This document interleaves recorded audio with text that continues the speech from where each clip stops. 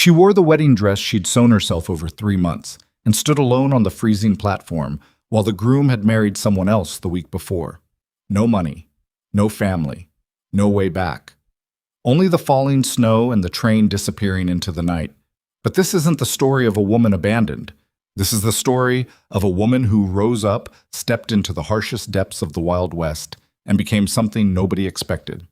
Please comment with the city you're watching to let me know how far my story has progressed. And stay tuned, because the best is yet to come. The train was already gone by the time Evelyn Mercer understood what had happened. She stood on the platform of Harlow Station, Montana, with her traveling trunk at her feet and her wedding dress pressed smooth against her body beneath her wool coat, and she watched the last breath of steam dissolve into a sky the color of old pewter. The cold hit her like something physical, not the polite winter she had known back in Ohio, where frost dusted window panes in pretty patterns and you could warm yourself by stepping indoors. This was Montana cold. It had teeth. It found every gap in her coat, pressed against the thin fabric of her dress, and began the slow, patient work of convincing her body that warmth was a thing she had only imagined. She had imagined a great many things, it turned out. The platform around her was nearly empty. A porter in a heavy canvas jacket was dragging a dolly toward the far end of the building, his breath making thick clouds in the frozen air. A woman with 2 children clutched to her sides hurried past without looking at Evelyn. The station agent, a squat man with wire-rimmed glasses and a face that had spent 40 years pretending not to notice things it found inconvenient, stood just inside the open doorway of his office and watched her with an expression she couldn't quite read. Evelyn had been on that train for 3 days.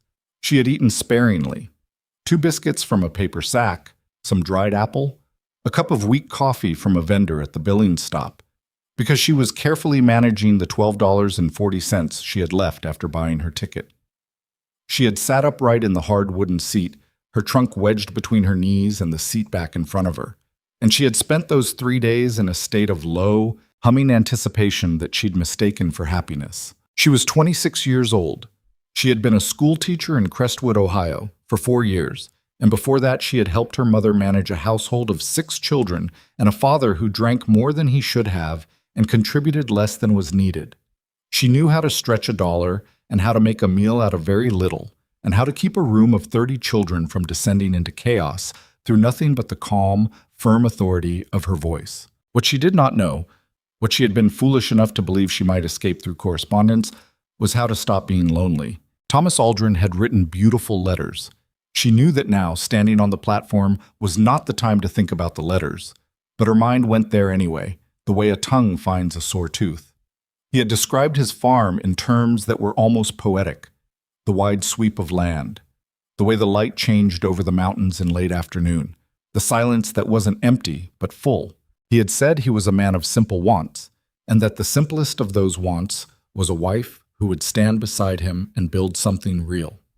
He had asked about her days, her teaching, the small things she noticed. He had seemed, in those letters, like a man who was genuinely paying attention. She had answered honestly. She told him she was not beautiful in any conventional way. She was too tall, too angular, her hands roughened from years of work, her hair more brown than the fashionable auburn. She'd told him she had opinions and that she was not in the habit of pretending not to. She told him the truth, in other words, because the one thing loneliness had given her was a clear-eyed view of herself.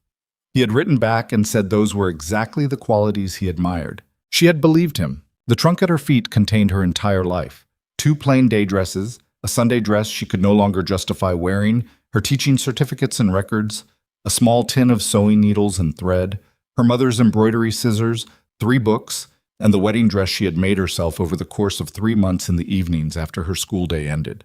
That dress had cost her more than she'd spent on anything in years. Good ivory cotton. A length of lace she had ordered from a catalog and waited 6 weeks for, ribbon for the cuffs. She'd taken it apart twice before she was satisfied. It wasn't a fancy dress by any measure, but it was hers, and she'd made it with her own hands, and she had been proud of it in a way that felt almost reckless. She looked down at the hem of it now, visible below her open coat, and felt something cold move through her that had nothing to do with the temperature. "Miss Mercer." She turned.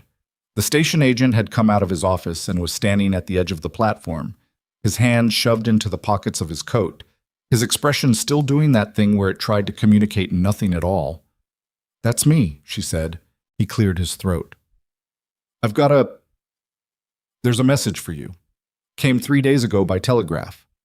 He held out a folded piece of paper, and the way he was holding it, 2 fingers at arm's length as if it might bite, told her before she opened it that this was not going to be good news.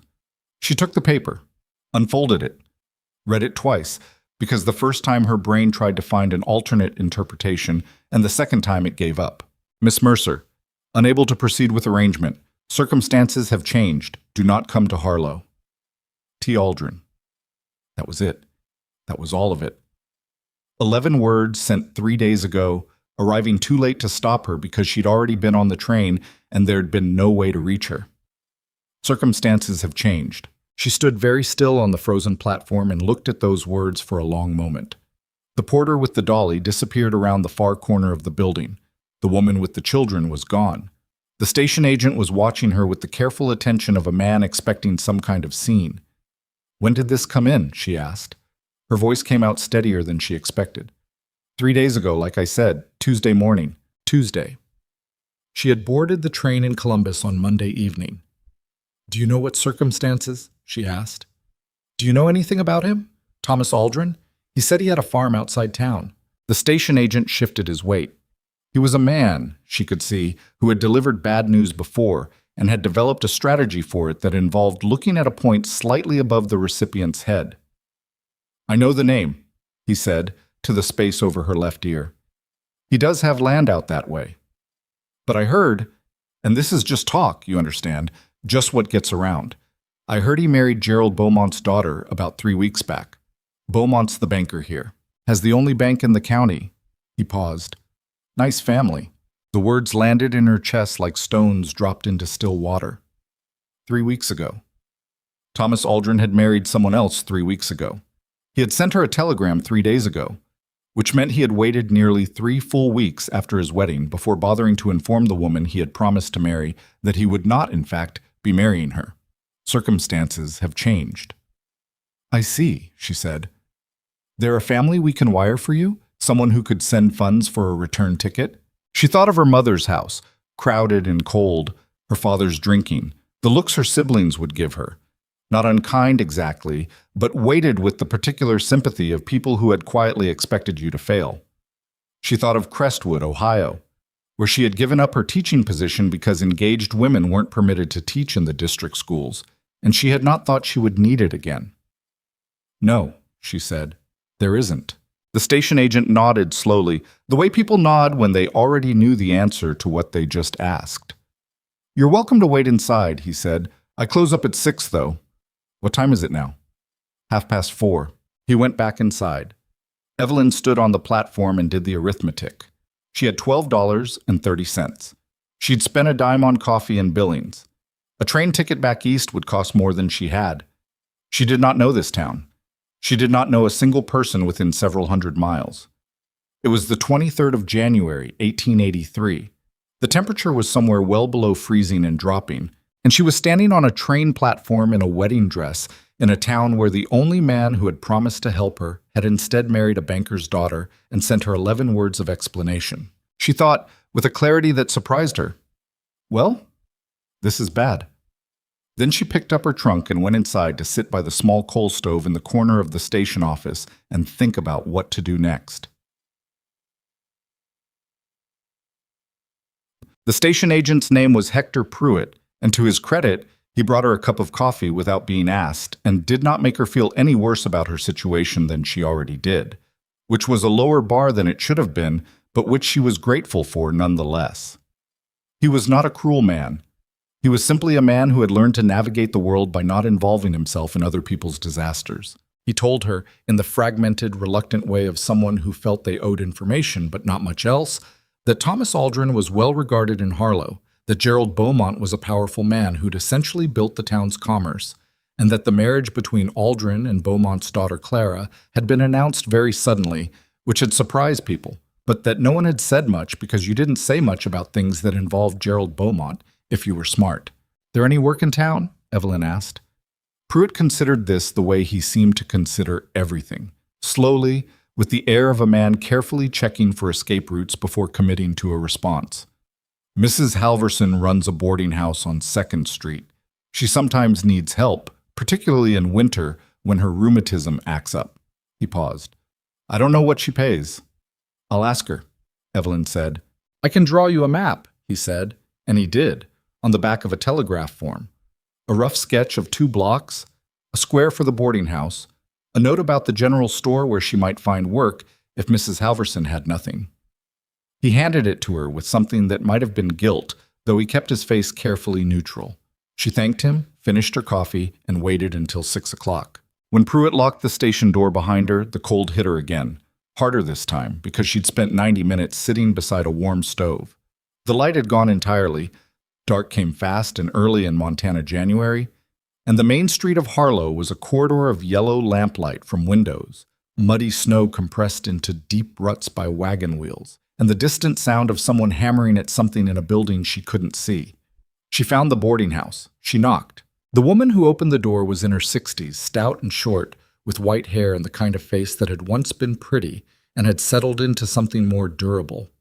She looked at Evelyn, at the traveling trunk, the wedding dress visible beneath the open coat, the controlled blankness of Evelyn's expression, and said, You're the mail-order bride that got left. It was not a question. News travels fast, Evelyn said. Harlow is a small town. The woman, she confirmed she was Mrs. Halverson, stepped back and let her in. Come inside before you catch your death. You can tell me what you need. What Evelyn needed was a room, a meal, and work enough to pay for both. Mrs. Halverson had 2 of those things and explained plainly and without cruelty that she had no work available at the moment. Her niece had come to help for the winter. She offered the room for 2 weeks at a reduced rate, which would take most of Evelyn's remaining money, and said she'd put the word out that a capable woman was looking for employment. It was not nothing, but it was also not much. Evelyn unpacked her trunk in the small upstairs room and sat on the edge of the bed and looked at the wedding dress she had folded carefully on top of everything else. And she let herself feel, for approximately 3 minutes, the full weight of what had happened. She allowed herself to be furious, at Thomas Aldrin for his cowardice, at herself for her naivety, at the entire set of circumstances that had brought her 3 days west on a train to stand on a frozen platform in a dress she'd made with her own hands for a man who'd already moved on. She sat with all of that, examined it honestly, and then she folded it away the same way she'd folded the dress, carefully, without sentimentality, and put it somewhere she could access it later if she needed to, but that wasn't going to get in the way of practical thinking right now. Then she went to sleep because she was exhausted, and tomorrow was going to require her to be clear-headed. Well, she had been in Harlow for 4 days when she met Cole Granger. It had not been a good 4 days. The general store had no need for help. The schoolhouse position had been filled the previous autumn, and the teacher wasn't going anywhere. Mrs. Halverson's niece, a cheerful girl named Dottie, who felt terribly sorry for Evelyn in a way that was somehow worse than not feeling sorry for her at all, mentioned that the saloon sometimes hired women for serving and then blushed furiously and apologized, and Evelyn said she'd keep it in mind. She had gone to the saloon. She had looked at the situation and looked at the proprietor and decided it was not a direction she was willing to go in, not yet. Maybe not ever. She was not certain where her line was exactly, but she was certain she hadn't reached it. She spent those 4 days doing 2 things, sewing and watching the town. Mrs. Halverson, who had taken something of a watchful interest in her despite having no work to offer, had mentioned that she needed 3 skirts rehemmed and 2 shirts repaired. She paid Evelyn a small sum for this, and word passed, as words do in small towns, to a neighbor who needed a coat altered, and from there to a woman at the end of the street whose daughter's dress had split at the back seam during Sunday services 2 weeks ago. It was not a livelihood, but it was the beginning of the shape of one. And Evelyn had learned long ago that you built from what you had in front of you. She was walking back from delivering the rehemmed skirts to Mrs. Halverson's neighbor on the morning of January 27th when she heard a child crying. Not crying the way children cry when they've been told no or when they're tired or bored. This was the particular pitch of genuine distress, high and thin and a little desperate. And it was coming from an alley between the dry goods store and the feed merchants. Evelyn turned toward it without quite deciding to. In the alley, sitting on an overturned crate with her knees pulled to her chest, was a small girl of about 5, wearing a coat that was decent quality but fastened wrong. 2 of the buttons were in the wrong holes, making the front hang uneven. She had dark red hair in braids that were coming undone and cheeks that were red from crying. Beside her, on the ground, was a rag doll that had clearly been dropped in something unspeakable and was now being held at arm's length with the expression of a child who loves a thing and is also deeply unhappy about its current condition. "Is it ruined?" the girl asked, without looking up, apparently addressing either the doll or the universe. "Can I see?" Evelyn said. The girl looked up. She had her father's eyes, though Evelyn didn't know that yet. A gray-green that was unusual and somehow older than 5 years had any right to be. She assessed Evelyn with an unself-consciousness that only small children and very confident adults manage. "You're the lady who got left at the station," she said. Evelyn was going to have a conversation with this town about the speed of its information network. "I am," she said. "Can I look at your doll?" The girl handed it over. Evelyn turned it in her hands. The doll's dress, it had a small hand-sewn calico dress, had taken the worst of it. The doll itself was wool-stuffed cloth and would wash out reasonably well if you used cold water and were patient about it. The dress was another matter, but the dress was simple enough to replace. "The doll will be fine," Evelyn said. "The dress might need to be remade. Do you have scrap fabric at home?" The girl considered this. "We have a basket of things," she said. "Papa doesn't sew." "I do," Evelyn said. This was how she ended up walking back to the main street with a small girl named Maisie Granger holding her hand and the doll tucked under Evelyn's arm. And that was how she was standing directly in front of the general store when Cole Granger came around the corner at what she would later understand was his characteristic speed, which was somewhere between walking fast and a barely controlled forward fall, and nearly knocked her down. He caught her by the elbow, fast reflexes for a man his size, and said, "Sorry, Maisie." He pulled up short, and his relief at seeing his daughter was so immediate and unguarded that it was almost uncomfortable to witness, the way very honest emotions often are. "You were supposed to stay by the wagon."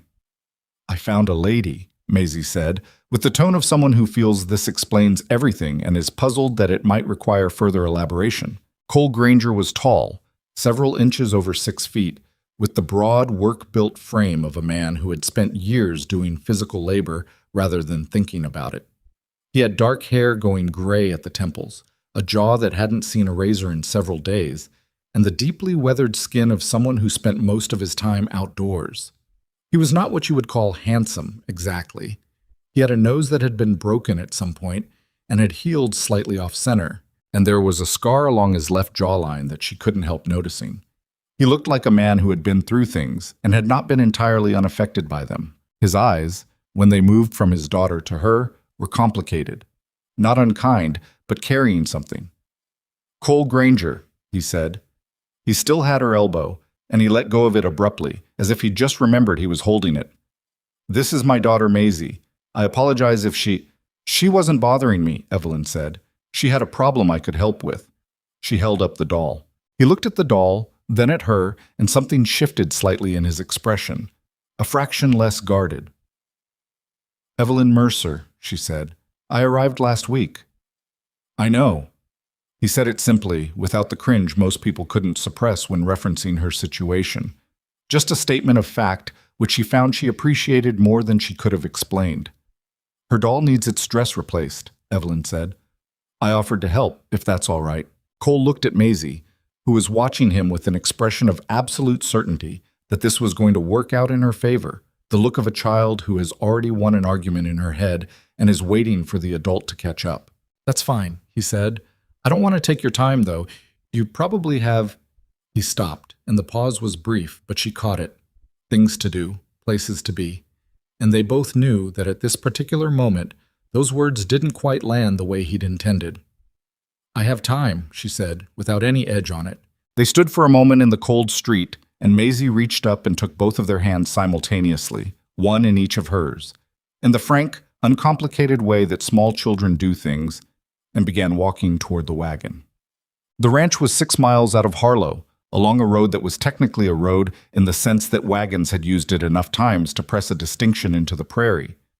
Evelyn sat on the wagon bench beside Cole with Maisie wedged between them, the child already explaining at considerable length the history of the doll, whose name was Eleanor, after Maisie's mother's mother, who Maisie had never met, while Cole drove and occasionally added a quiet word when Maisie paused for breath. Evelyn learned, in the way you learn things when a 5-year-old is your informant, that Cole's wife had died 2 years ago, that her name had been Sarah, that Maisie missed her, mostly in the mornings, which was such a specific and heartbreaking piece of information that Evelyn filed it away very carefully and said nothing. She learned that the ranch had 60 head of cattle and that 2 of the horses were named Duke and Pepper, and that Duke was older and slower and better, and that Pepper was younger and meaner and faster. She learned that the nearest neighbor was a man named Whitfield, who was fine but loud. She learned that Cole made biscuits on Sundays and that they were, in Maisie's assessment, mostly good but sometimes too flat. Cole said almost nothing about himself. He answered her questions. She asked a few, careful ones, about the ranch with the brevity of a man who had learned to measure his words. He told her how many acres, roughly what it took to run the cattle through a Montana winter, that it was leaner than he'd have liked, but he was managing. He drove the wagon with the practiced ease of someone who has done something so many times that his hands do it without involving his brain. And he watched the road, and occasionally watched her from the corner of his eye in a way he probably thought she didn't notice. She noticed. She just didn't mention it. The ranch house appeared over a low rise, a solid, well-built log structure, larger than she'd expected, with a covered porch and 3 outbuildings and a fence line that ran toward a tree line of bare-limbed cottonwoods along what must be a creek. It was not a pretty property, not in January, not under that gray sky with the snow packed hard around the fence posts, but it had the look of a place that had been built with intention and maintained with care, which was more than she could say for plenty of things she'd seen. "Thank you for the ride," she said as he stopped the wagon. "You can come in," he said. "Maisie'll want you to start on the doll." "I can start on it here, actually. I have my needles and thread." He looked at her for a moment. Then he said, with a directness that she had already come to understand was just how he talked, "It's cold. Come in." Inside, the ranch house was warm. A good fire going in the main room, wood stacked high beside it. The kitchen was at the back, solid and functional, with a cast iron stove and a workbench that showed years of use. The main room had a table, 4 chairs, a worn settee, a braided rug that had seen better days, and very little else. It was clean, at least. Not comfortable in any styled or considered way. The furniture had the look of things chosen entirely for their function, but clean. Maisie brought her the fabric basket, which contained a reasonably impressive collection of scraps, and Evelyn sat at the table and worked on the doll's dress while Cole moved in and out of the kitchen, preparing something for midday. The domesticity of it was strange. Sitting in this man's house that she'd walked into an hour after meeting him, the child sitting cross-legged on the rug and talking steadily about things that interested her, the smell of coffee beginning to build in the air. She kept expecting to feel out of place, and she didn't, quite, which was its own kind of unsettling. "You don't have to stay," Cole said from the kitchen doorway. "You said to come in." "I know. He stopped, started over. "I'm saying you don't have to stay out of politeness, if you have other things." Evelyn looked at him. Then she looked at Maisie, who was now very carefully not looking at either of them, in the way children listen when they're pretending not to. "I have other things," she said. "I also have nowhere pressing to be, and I promised your daughter a dress for her doll, and I keep my promises." Something moved across his face that he didn't quite manage to keep off it. Then he nodded and went back to the kitchen. She stayed through the midday meal, which was salt pork and potatoes and coffee, eaten at the kitchen table with Maisie narrating the meal as though describing it would improve it. Cole ate steadily and efficiently and spoke when spoken to, and otherwise seemed occupied with whatever ran below the surface of him, which she suspected was a great deal. She finished the doll's dress after the meal, a simple thing. Calico scraps sewn into a small fitted bodice and skirt, 20 minutes of work. She presented it to Maisie with the grave ceremony the occasion seemed to demand, and Maisie accepted it with an equal gravity and then immediately undressed Eleanor to compare options. "It's better," Maisie declared. "It matches her better." "She looks very dignified," Evelyn agreed. "What's dignified?" Like she knows she's important and doesn't need anyone to tell her. Maisie considered this at length. I want to be dignified, she said. You're doing well so far, Evelyn said. Cole was watching from the doorway, his arms crossed, and when Evelyn looked at him, he looked away, but not quite fast enough. She stayed another half hour. She helped Maisie button her coat correctly. The child had gotten the buttons wrong again, and accepted the correction with neither embarrassment nor resentment, just the straightforward practicality of someone who files useful information for later use. Then she tied Maisie's braids back with a piece of ribbon from the sewing basket because they had come entirely undone and were getting into her face. You don't have to do that, Cole said. I know, Evelyn said. My hands did it before my brain had an opinion. He stood in the doorway and she stood with Maisie between them, and the afternoon light was going flat and gray outside the windows, and there was a long moment where neither of them said anything, but the air had a quality to it that wasn't exactly uncomfortable. You're heading back to town, he said. It was half statement, half question. Mrs. Halverson's, yes. He nodded. Then, Maisie's coat. You noticed it was wrong before. 2 buttons off, she said. She does it herself, he said. She insists on it. I've been letting her because, he stopped. She wanted to.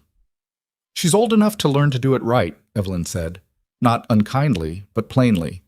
If you show her once, she'll remember. She's sharp. He looked at his daughter. Yeah, he said, and there was something in that single syllable that was tender and tired in equal measure. She is. Evelyn put on her coat. She picked up her sewing bag. At the door she turned back.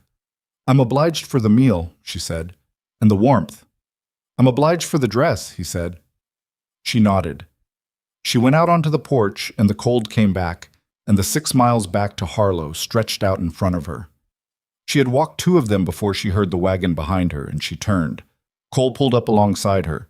Maisie was on the bench beside him, bundled in a quilt. Get on, he said. It's 4 miles and it'll be dark before you make it. You don't need to. No, he said, agreeing with her easily. I don't. He waited. She got on. They rode back to town in the gathering dark, Maisie already drooping against Evelyn's side with the swift, boneless sleep of the very young, and Cole driving with one hand loosely on the reins. And for most of those 4 miles, neither of them said anything at all, which was, Evelyn thought, a more comfortable silence than she'd experienced with most people she'd known for years. He started coming to town twice a week after that. The first week, he said he needed supplies. The second week, the supplies hadn't changed. By the third week, neither of them pretended it was primarily about the supplies. It was not a courtship exactly, or it was not presented as one. Cole Granger was not a man who presented things. He simply appeared with Maisie at roughly the same time on Wednesdays and Saturdays, and Evelyn simply happened to be available, and they simply happened to end up eating a meal together at the diner on the main street, while Maisie ordered the same thing every time, a bowl of bean soup and a piece of cornbread, and reported extensively on the week's events at the ranch, primarily involving the horses and a cat who had recently moved into the barn without being invited and was now apparently considered permanent. Cole asked questions when they were alone for a moment that were careful and a little indirect. What she'd done before, what she'd studied, what she thought about things. She answered them the same way she'd answered Thomas Aldrin's letters, which was honestly, and she waited for the moment when honesty would be unwelcome. But it didn't come. Cole listened the way people listen when they're genuinely paying attention rather than waiting for their turn to speak, which was rare enough that she noticed it every time. She told him about the teaching, about the way a room of children settled when they felt safe, about the satisfaction of watching someone understand something they hadn't understood yesterday, about the particular exhaustion of caring deeply about 30-some people all day and then going home to a room you lived in alone. She did not tell him about Thomas Aldrin or the letters. He didn't ask. He knew the shape of what had happened, and he didn't press at it, which she was grateful for. She asked him about the ranch, about the work of it, the economics, the things that went right, and the things that went wrong. He talked about that more freely than he talked about most things, the way people talk freely about work they understand. He was 3 years behind on repairs he hadn't had the capital for. One of the outbuildings needed a new roof by spring, or he'd lose it. The cattle had come through last winter better than expected, which had helped, but this winter looked harder. He said all of this plainly, without complaint, in the tone of a man who had long since stopped expecting the problems to stop and had settled for managing them. "What happened to your wife?" she asked on the fourth Wednesday.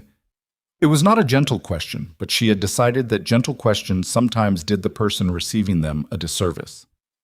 He looked at her across the diner table. Maisie was asleep with her head on her arms, which she did sometimes at the end of a long day, without warning, as if sleep had reached up and claimed her. "Fever," he said. "Summer of '81. She was sick 3 days and gone on the fourth." He said it flatly, not because he didn't feel it, she could tell by the muscle that moved in his jaw, but in the way people say things they've had to say before, the words worn smooth with use. Maisie was 3.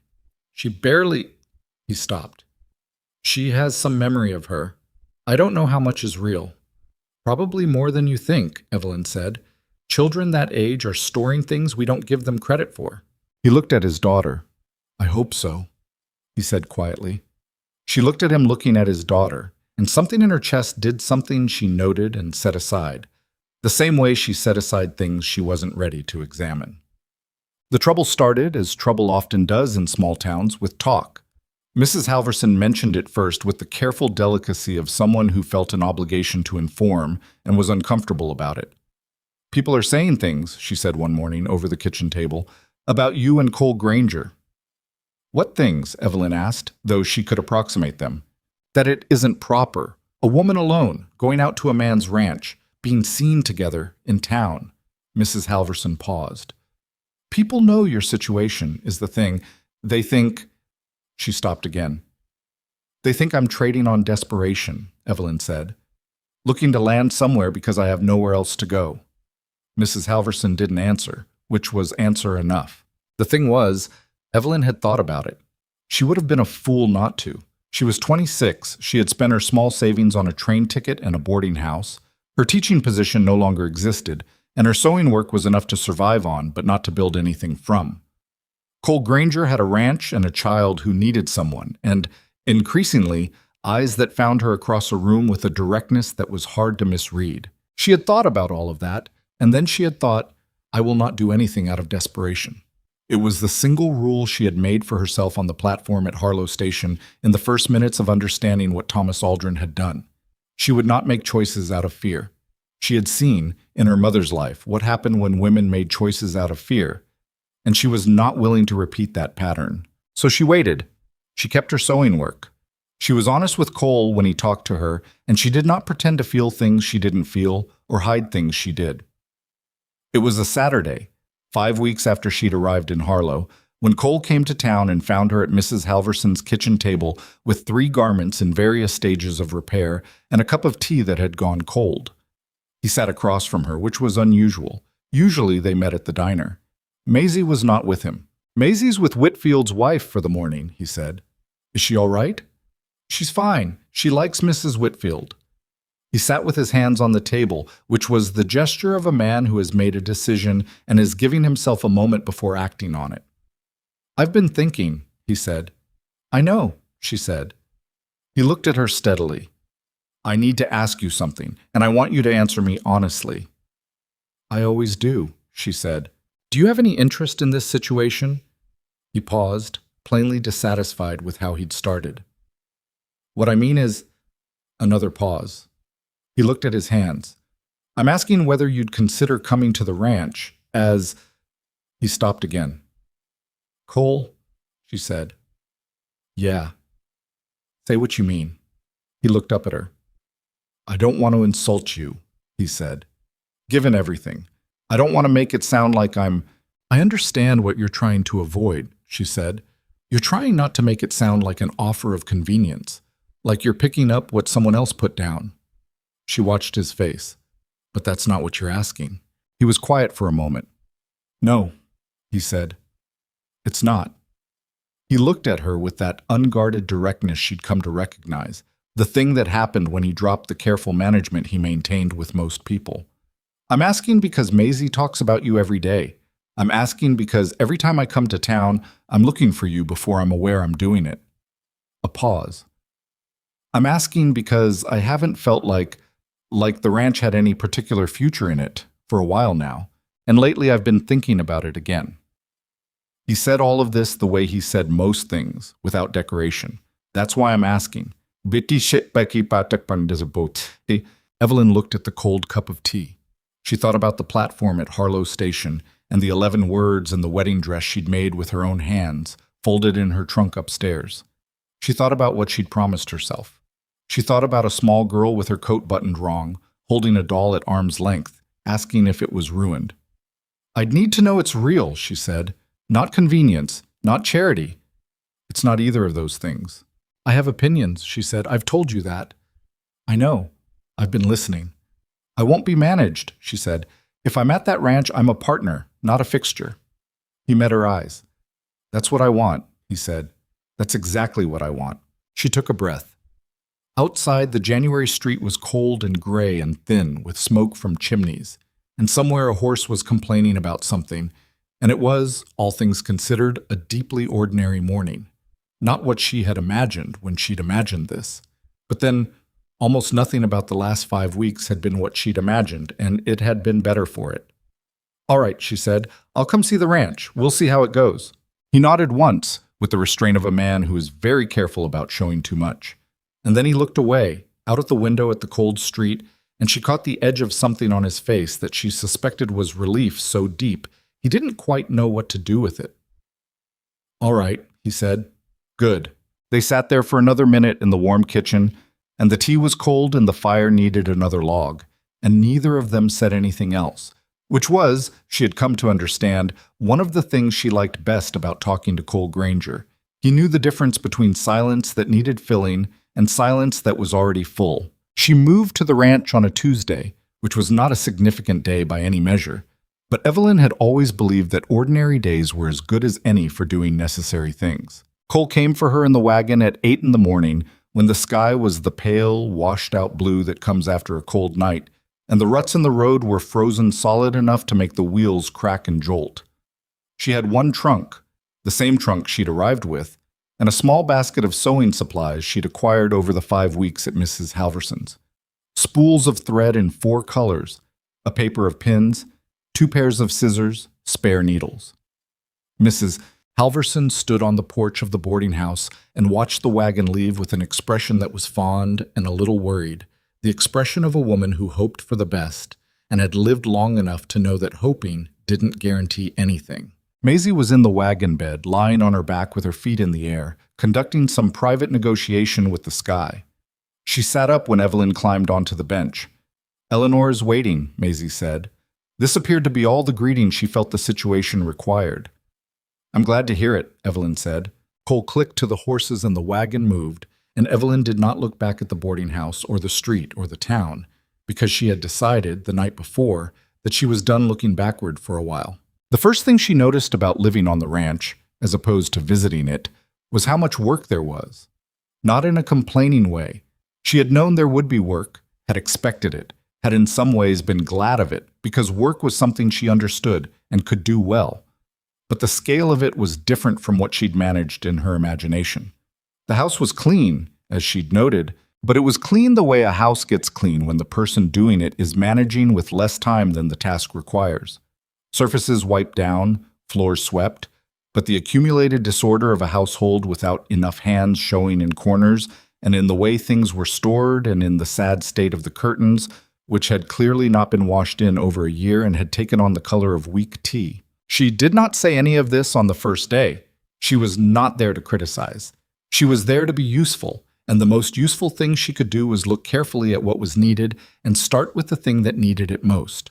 The kitchen needed reorganizing, not because Cole had done it wrong, but because he had organized it for a man who was always in a hurry and never had anyone to cook for but himself, and a child who mostly wanted to eat the same 5 things. The dry goods were jumbled together with no particular logic. The pots were stacked in a way that meant getting the bottom one out required dismantling the whole arrangement, and the work table had accumulated a sediment of miscellaneous objects.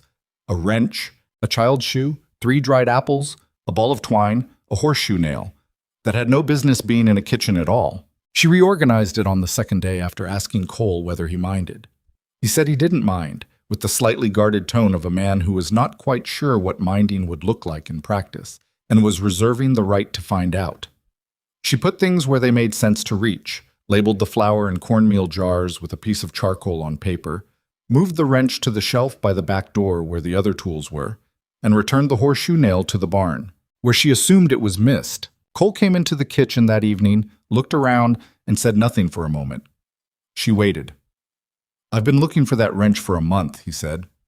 "It was under the salt pork tin," she said. He went to the shelf by the back door and picked up the wrench and held it as if confirming it was real. "How does that even happen?" "The same way most things happen," she said, gradually.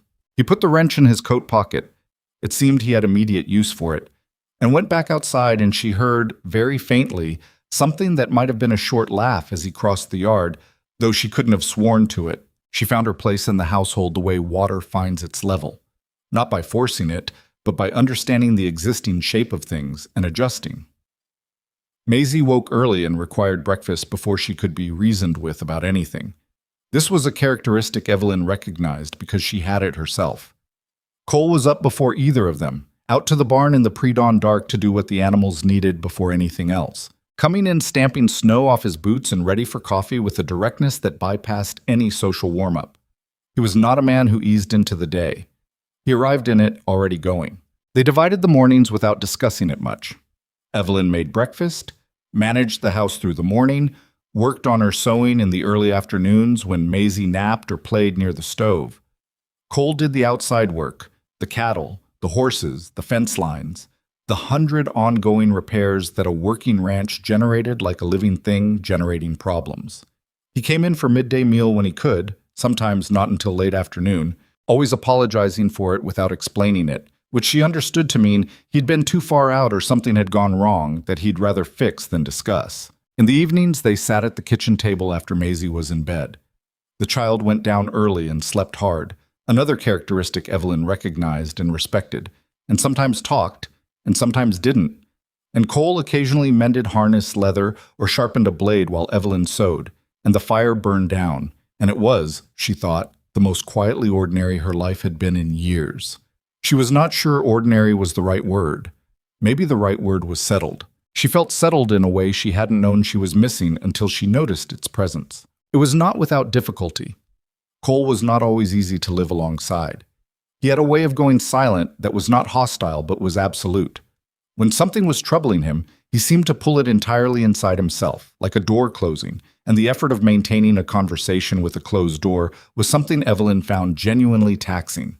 She was not a person who needed to talk all the time, but she needed to be able to read a room, and when Cole went quiet in that particular way, she couldn't read anything. She said this to him, eventually, not with complaint, but with her characteristic plainness, on an evening about 2 weeks in. "When you go quiet like you did tonight," she said, "I don't know whether to ask or leave it." He looked up from the harness he was working on. "Like I did tonight," he repeated. "Something happened out at the east fence. You came in and you were somewhere else." He was quiet for a moment. "Lost a calf," he said. "Not to anything preventable. Just the cold, and she wasn't strong enough." He looked back at the harness. "I don't always have something worth saying about things like that." "You don't have to say anything worth saying," she said. "You could just say it happened."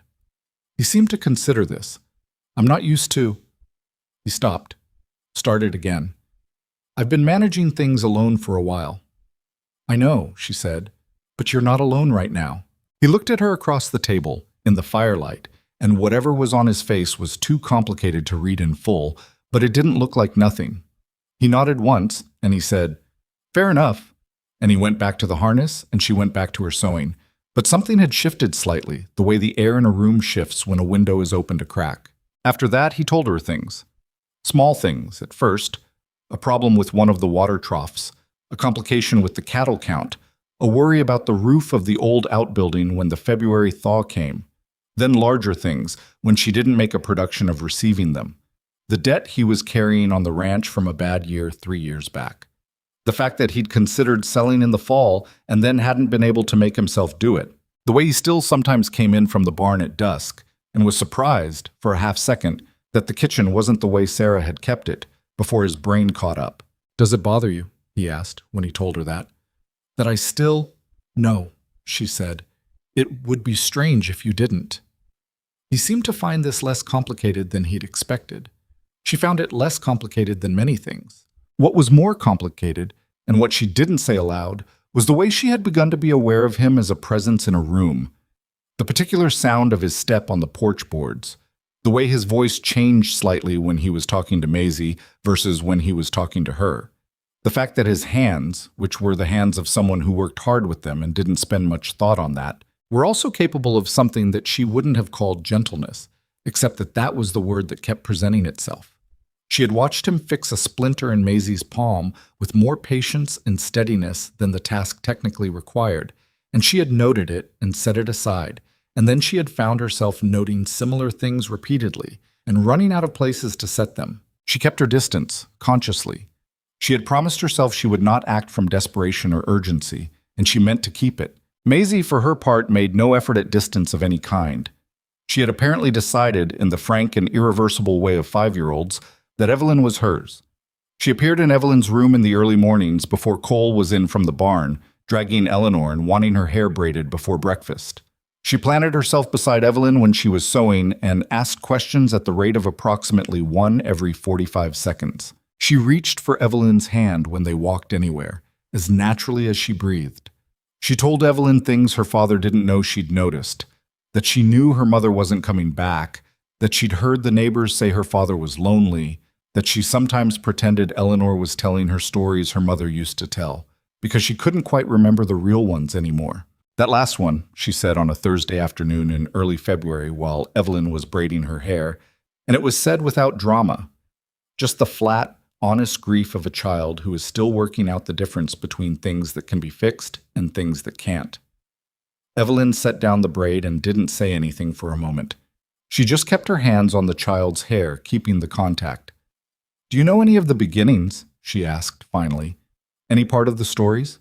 "Sometimes I know the beginning," Maisie said. "Then start at the beginning," Evelyn said, "and I'll help you build from there." They did that some evenings.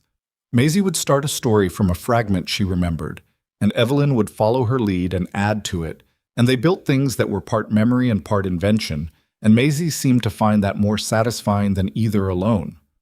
Cole listened, sometimes from across the room, not participating, just there.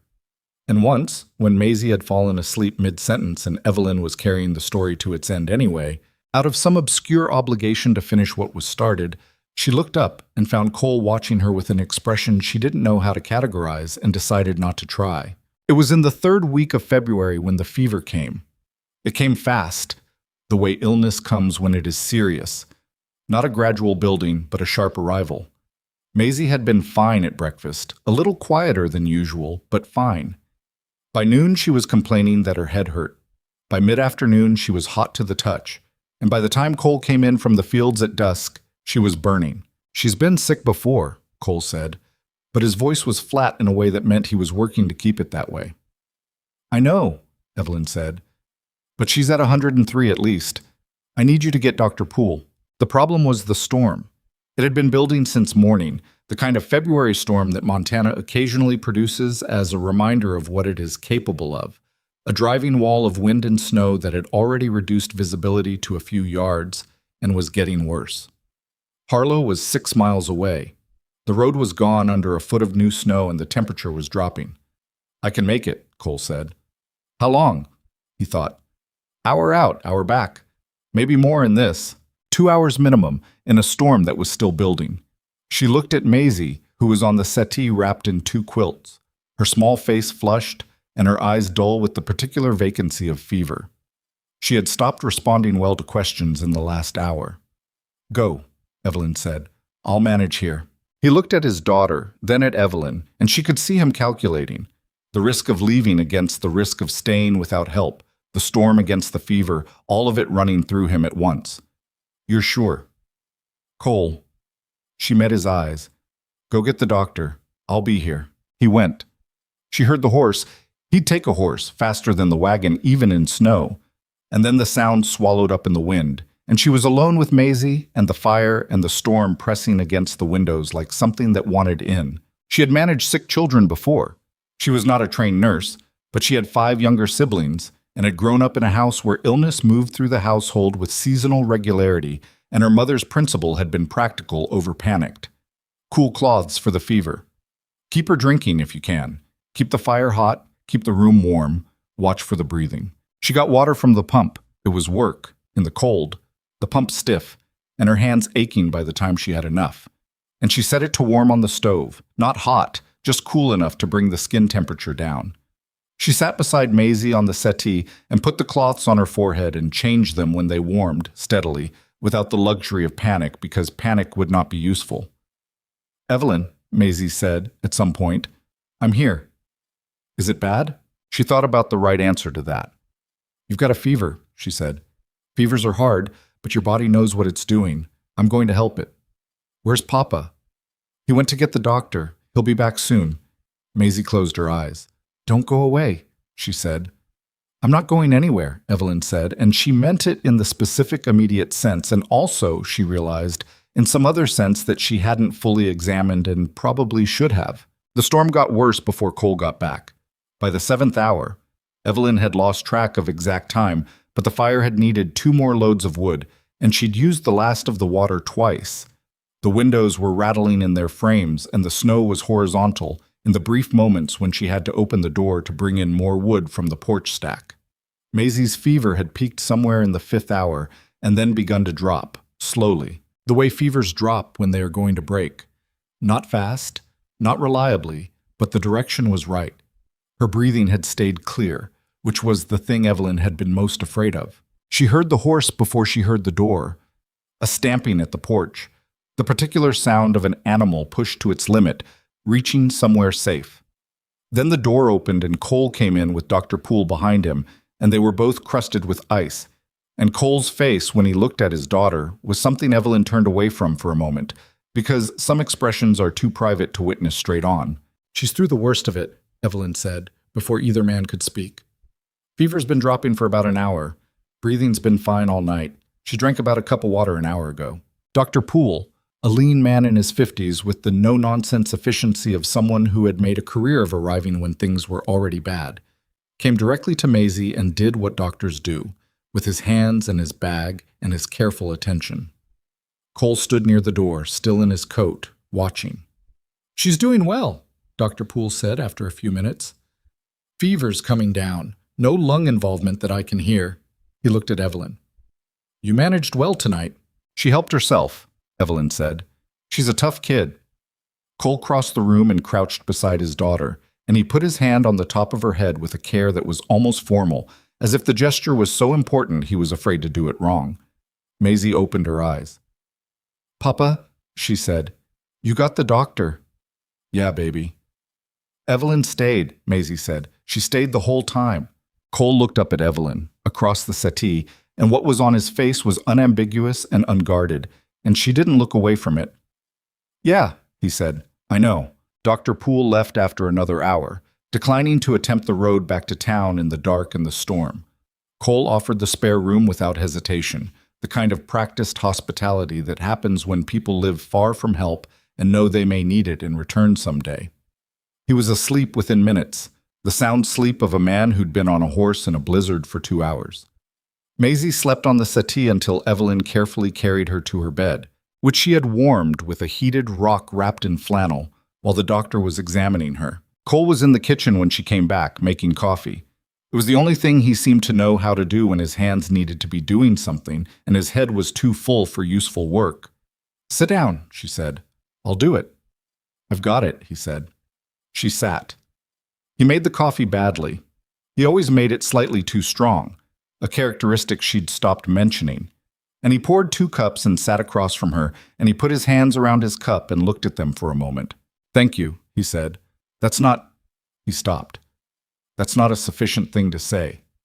"You don't have to say anything sufficient," she said. "We were both doing what needed doing." He shook his head slightly. "I left you here." "You went to get help," she said. "Those are different things." She looked at him across the steam of her coffee cup. "Cole, she's all right. You got back and she's all right." He looked up at her, and his eyes were red-rimmed, which was not from the cold or the wind or the ride, and she thought, there it is. The thing men like him keep packed down so tight that it only surfaces when something has genuinely frightened them. He wasn't ashamed of it, not exactly. He just didn't know what to do with it. She didn't say anything to help him or direct him or manage the moment.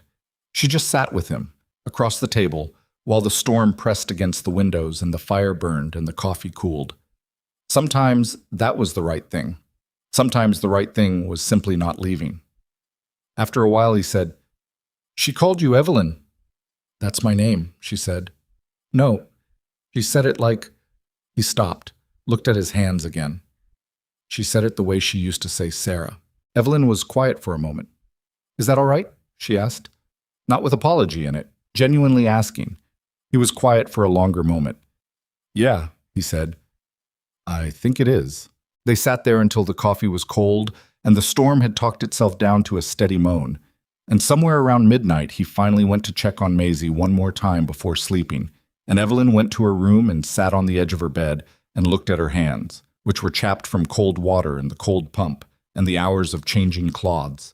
And she thought about the night, not all of it at once, but in pieces. Maisie's face in the firelight, her breathing. The moment her fever had peaked, and Evelyn had sat very still for a few seconds and made herself think clearly rather than feel. The moment the door had opened and Cole had come in covered in ice with the doctor behind him, and the look on his face when he'd seen his daughter was still breathing. She didn't let herself name what was happening between the three of them. Not yet. It was too new and too fragile, and she had learned enough about hope to treat it the way you treat something you don't want to break, carefully, without grabbing. But she knew it was there. The day after the storm, once the road was passable, and Dr. Poole had eaten breakfast and headed back to town with a firm set of instructions for Maisie's care over the next week, Evelyn took stock of what was needed. More wood on the porch. 3 days of food prepared in advance so she could stay close to Maisie without worrying about meals. The floorboards in the bedroom needed a rag against the draft that came through the gap at the base of the east wall. She set about doing these things in order because that was how she did things. In order, starting with what was most necessary and working outward. Cole spent the morning close to the house, doing work in the near outbuildings rather than riding out, and she understood this was his version of the same impulse, not ready to go too far yet. In the late morning, she found him at the workbench in the barn, mending something that she suspected had been mended before and was mostly giving him something to do with his hands. She stood in the barn doorway for a moment without saying anything. "She's still sleeping," Evelyn said. "That's good. Her body needs it." He nodded without looking up. "You're going to be cold standing in that doorway." "I have a coat," she said. She came in anyway and leaned against the beam inside the door and watched him work. The barn was warmer than outside, smelling of horses and hay and cold wood. Duke shifted in his stall and regarded her with large, intelligent eyes. "Can I ask you something?" Cole said. "Yes." "Last night, when she said..." He stopped and started differently. "When she called you Evelyn that way and asked you not to go, did that..." He seemed to be having trouble with the sentence. "Did it land wrong? Given what you came here for, and how it went, and everything since, because I don't..." He looked up. "I don't want to assume." She thought about the question seriously, the way it deserved. "No," she said. "It didn't land wrong." She looked at Duke for a moment, then back at him. "What I came here for was a promise someone made me that turned out to be worth nothing. What I found here is different. It's real in a way that the other thing wasn't, even when it looked like it was." He held her gaze. "You sure about that?" "I've had 2 months to be sure," she said. "I'm a careful person. I don't say things I'm not sure of." He put down what he was working on. He seemed like he was going to say something and then thought better of it, and then seemed like he was going to say something else, and then he just stood there looking at her with that stripped-down directness he had when he'd stopped managing himself for a minute. "Good," he said finally. I needed to hear that." "I know," she said. "That's why I said it." She pushed off the beam and went back to the house, and she did not look back, and she was almost certain she was smiling, which she allowed herself for approximately the length of the walk from the barn to the porch.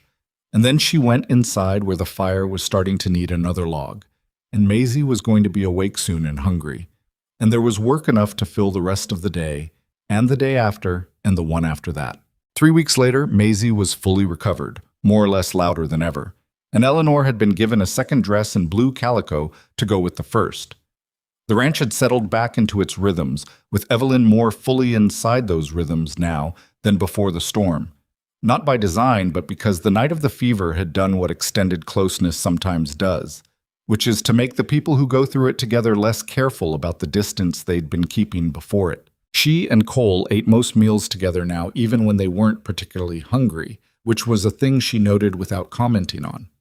He told her things about the ranch without waiting for her to ask, and she told him things about her day without deciding whether they were interesting enough to mention.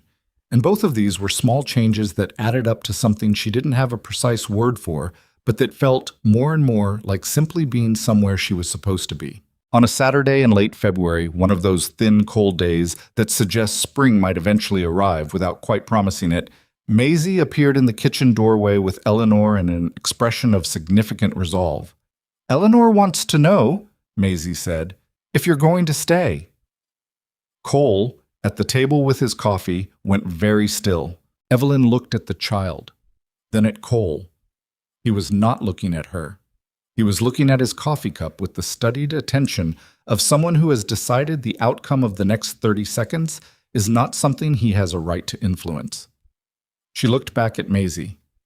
"Eleanor doesn't need to worry about that," she said. "But is she going to?" Maisie pressed. "I'm here right now, aren't I?" Evelyn said. Maisie considered this with the deliberate fairness of someone who is young enough to still believe that precision of language matters. "That's not the same as staying," she said. "No," Evelyn said. "It's not." She looked at Cole again, and this time he looked back, and she said to both of them in the quiet kitchen with the thin winter light coming through the window, "But it's what I'm planning to do." Maisie nodded, satisfied, and went back to whatever Eleanor needed. Cole held Evelyn's gaze for a long moment, and then he looked away, but she caught the edge of his expression before he did. And it was something she was glad to see.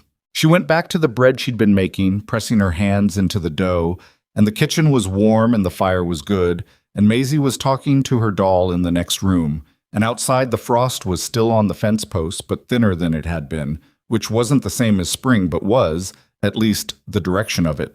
March came in the way March comes to Montana. Not gently, not with any of the softness that the word spring implies to people who've never spent a winter that far north.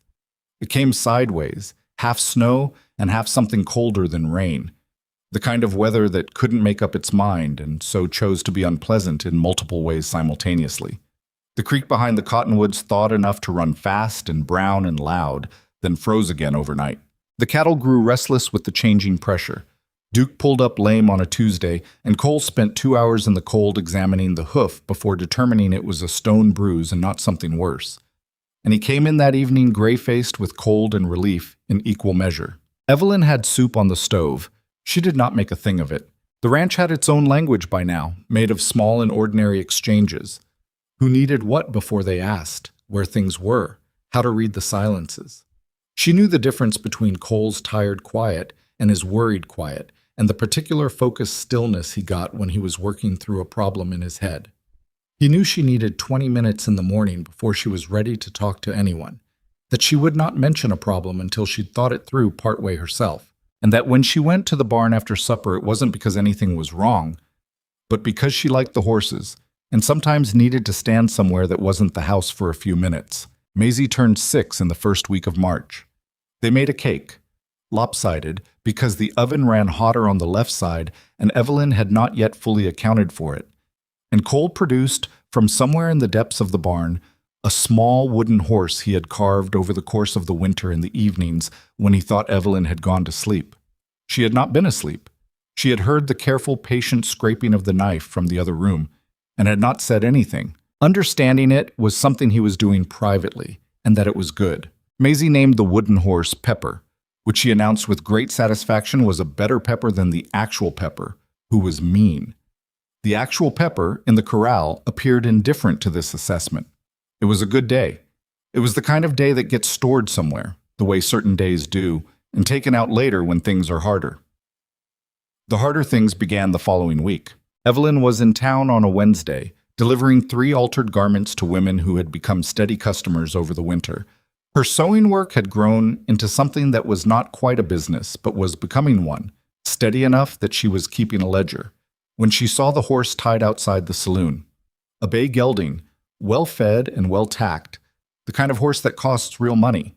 She would not have given it particular attention, except that the saddle had a silver-worked cheek-piece on the bridle that she recognized. She had seen it exactly once before, on the morning Thomas Aldrin had come to Crestwood, Ohio, to court her in person, the single visit that had preceded the correspondence and the arrangement and the train ticket west. She stood on the boardwalk in the March wind and looked at that saddle for several seconds, and something cold moved through her that was entirely separate from the temperature. She delivered her garments. She was professional about it, because she was always professional about things she needed to get through. She answered Mrs. Halverson's questions about the ranch and said Maisie was well, and yes, she was settling fine, and no, she didn't need anything at the moment, thank you. She went to the general store and bought flour and a paper of salt and a spool of white thread. She did all of these things in the correct order, and she did not hurry. She was almost to the wagon when she heard him say her name. Evelyn. Garrett Sloane said, because of course it was Garrett Sloane. Thomas Aldrin's given name having been a fiction along with most everything else about him, the name he used in correspondence chosen with the same calculation as everything else he did, was standing at the corner of the saloon, and he looked the way men look when they have spent money on their appearance to compensate for the fact that things have gone badly. Good coat, new boots, hat at the right angle. But his face was thinner than she remembered it, and there was something around his eyes that hadn't been there in Ohio, a tightness that spoke to recent strain. She stopped. She did not turn all the way toward him, only enough to be civil, which was the minimum the situation required. "Garrett," she said. "You heard me," he said, as if this surprised him. "Your voice carries," she said. "What do you want?" He came toward her with the careful ease of a man performing relaxation. He had always been good at that. The performance of ease, the impression of confidence. It was what had made his letters so convincing. "I heard you were in Harlow," he said. "I thought you'd gone back east." "I thought about it," she said. "Then I decided not to." He glanced at the wagon, at the ranch's brand on the sideboard, which Cole had marked his wagon with as men do out here. A practical thing, not a formal one. His expression did something that was trying to be neutral and wasn't quite managing it. "So it's true," he said. "Cole Granger." "I'm not discussing my arrangements with you," she said. "Is there something else? Something—" "Clara left me," he said. He said it flatly, like a fact he'd stated enough times that the feeling had been worn off it. "Beaumont pulled the money when the marriage failed. Things are difficult." She looked at him. She took a full, patient moment to look at him because she wanted to be sure she was seeing him clearly and not through anything left over from who she had been when she'd believed in him. What she saw was a man who had made a series of calculations and had most of them go wrong, and who was now standing in front of her with the specific posture of someone arriving at a door they'd like to find open. "I'm sorry your marriage failed," she said, and she meant it in the limited way you can mean something like that. Not gladness, but not grief either. "I'm not sure what you expect me to do about it." "Evelyn." He shifted his weight, and something dropped out of the performance. Not entirely, not all the way, but enough that she could see the man underneath it, who was worried and perhaps a little desperate. "I made a mistake. I know that. What I did to you was— I should have been honest with you. I wasn't, and that was wrong." He paused. "But what we had, she said quietly, was correspondence. Letters. You were very good at letters, Garrett. I'll grant you that." She looked at him steadily. "You wrote me the person I wanted to receive, and I believed it because I wanted to. That's not a relationship. That's a performance." "You believed it because it was real," he said. "Some of it was real." "Maybe," she said. "I'm not interested in finding out which parts." She turned toward the wagon. "I came because I wanted to explain," he said, to her back. "And because I thought, if you were still here and not settled, that we might—" "I'm settled," she said. She climbed up onto the wagon bench and took the reins. "Garrett, go home, or go wherever you need to go, but don't come here looking for something I don't have to give you." She drove. She did not look back. Her hands were steady on the reins, and the horse knew the road home by now, which was convenient because her mind was somewhere else entirely. She told Cole that evening, after supper, after Maisie was in bed, when the kitchen was quiet and the fire was doing its good steady work. She sat across from him and said, "Garrett Sloane is in Harlow," and she told him what had been said as plainly as she could, Because he deserved the plain version and not a managed one. Cole listened without interrupting. He was good at that, better than most men she'd known, who listened for a pause to step into. When she finished, he was quiet for a moment, turning his coffee cup slowly in his hands. "What did you tell him?" he asked. "That I wasn't interested," she said. "That I was settled." "Good," he said, and then, after a moment, "Did he give you any trouble?" "Not directly," she said. He was trying to appeal to something. I'm not sure what exactly. Guilt, maybe. The idea that I'd feel sorry enough for him to reconsider." She looked at the table. "He underestimated how much of the sorry I already spent." Cole nodded slowly. He was doing the thing where he processed something all the way down before he responded to it. She waited. "If he comes out here," Cole said, "I'd like to know." "He won't," she said. "He doesn't want a scene. He wants an easy answer." Cole looked at her. "You sound sure of that." "I knew him for 8 months through letters," she said. "I know how he thinks. He takes the path of least resistance until the resistance gets too high, and then he finds another path." She met Cole's gaze. "He'll move on." Cole said nothing for a moment. Then, "All right." He went back to his coffee, and then, almost as an afterthought, "You know you can say anything you need to say about it, right? I'm not going to break from hearing it." She looked at him across the table. "I know," she said. "I'm all right." "Yeah," he said, "I know you are." She thought that might be the end of it. She wanted it to be the end of it. Garrett Sloane did not move on. He took a room at Mrs. Halverson's, which Evelyn learned from Mrs. Halverson herself, who sent a brief, apologetic note out to the ranch with the weekly supply wagon, a courtesy that Evelyn appreciated more than she could easily say. He spent 3 days apparently doing very little, and then on the 4th day he began talking. In a town of Harlow's size, talking was a precise and powerful instrument. Garrett understood this. He did not say anything directly actionable, nothing that could be pointed to and called a lie outright. He simply talked. To men in the saloon, to the counter at the general store, to whoever was within conversational range. He talked about Evelyn with the particular careful pity of someone who wants to raise questions without appearing to. He mentioned that she had come west under difficult circumstances. He mentioned that he had known her in Ohio, and that she had been, and here he would pause, with the studied regret of a man being tactful about an indelicate subject, not easy to know.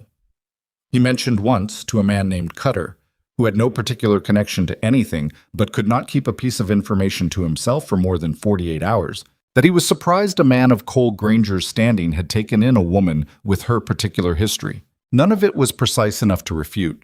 All of it was designed to work on the specific anxiety of a small frontier town about women who existed outside the normal structures, unmarried, independent, living in a man's house, without the protection of a marriage certificate or the explanation of blood relation. It was calculated.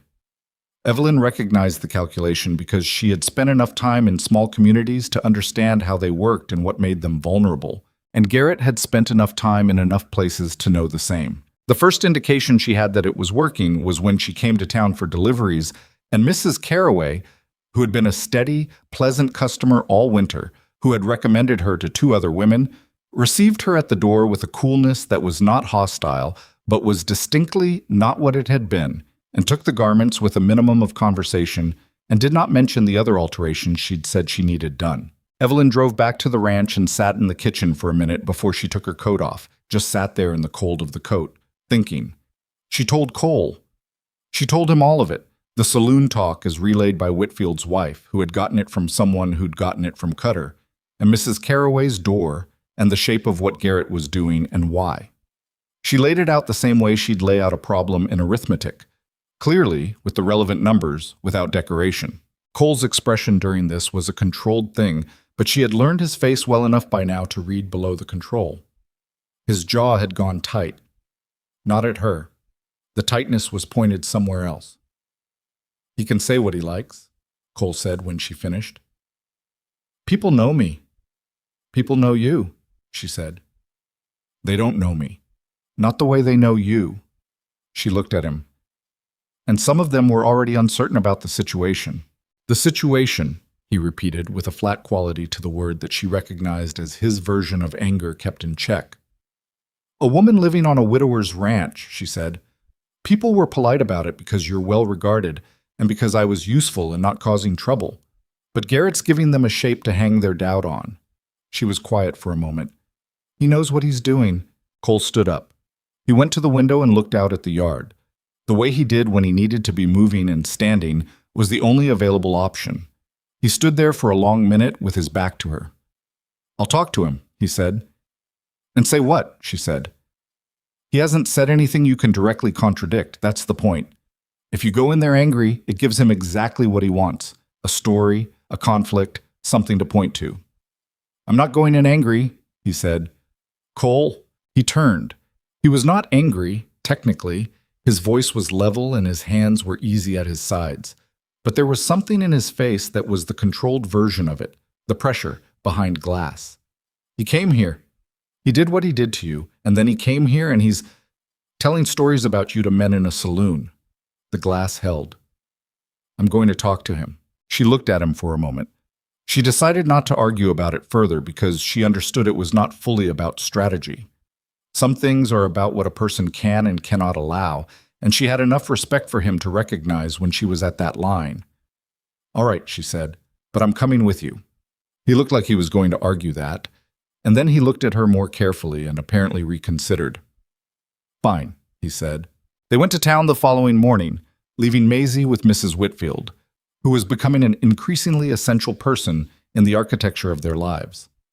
The weather had leveled out into a cold, clear day, the kind that makes Montana look like a painting of itself, the mountains white and sharp against a sky so blue it almost didn't look real. It was not the kind of day you expected things to go badly on, which was, in Evelyn's experience, not a useful predictor. Garrett was at the saloon, which Evelyn had expected. He was at a table with two men she didn't know, cattlemen from the look of them, passing through, and he saw them come in and went through a quick private calculation that showed briefly on his face before his expression settled into something that was performing pleasantness. Cole crossed the room without hurrying. He had a way of moving through a space that was not aggressive but was very clear about itself. The particular gait of a large man who does not need to announce his intention because his intention is already self-evident. The two cattlemen read it and found reasons to look at other things. "Granger," Garrett said. He glanced at Evelyn. "Evelyn." "Let's step outside," Cole said. It was not phrased as a question.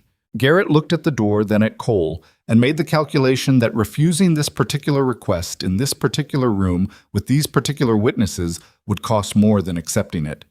He pushed back his chair. Outside on the boardwalk, the three of them stood in the cold, clear air, and Garrett arranged himself in the posture of a reasonable man expecting an unreasonable conversation. "You've been talking about Evelyn," Cole said. "I've been talking about a lot of things," Garrett said. "I'm sociable." "You've been saying things to people that are designed to make them doubt her," Cole said. He wasn't raising his voice. He was using the voice he used when something mattered, and he didn't want it misunderstood. "I'm asking you to stop." "I've said nothing untrue," Garrett said. "You've said nothing specific," Evelyn said, from Cole's left, "because specific things can be answered. What you've been doing is less than that. It's implication. You know that, and so do I." Garrett looked at her with something that was trying to be wounded. "I'm concerned for you," he said. "I don't think people understand your situation. My situation," she said, "is my own. It doesn't need your concern." "You're living in this man's house." "I am," she said. "That's accurate. I'm also feeding and clothing and managing a household for a working ranch and raising a child who needed someone and keeping enough income for my own work to be independent of the arrangement if I chose to be.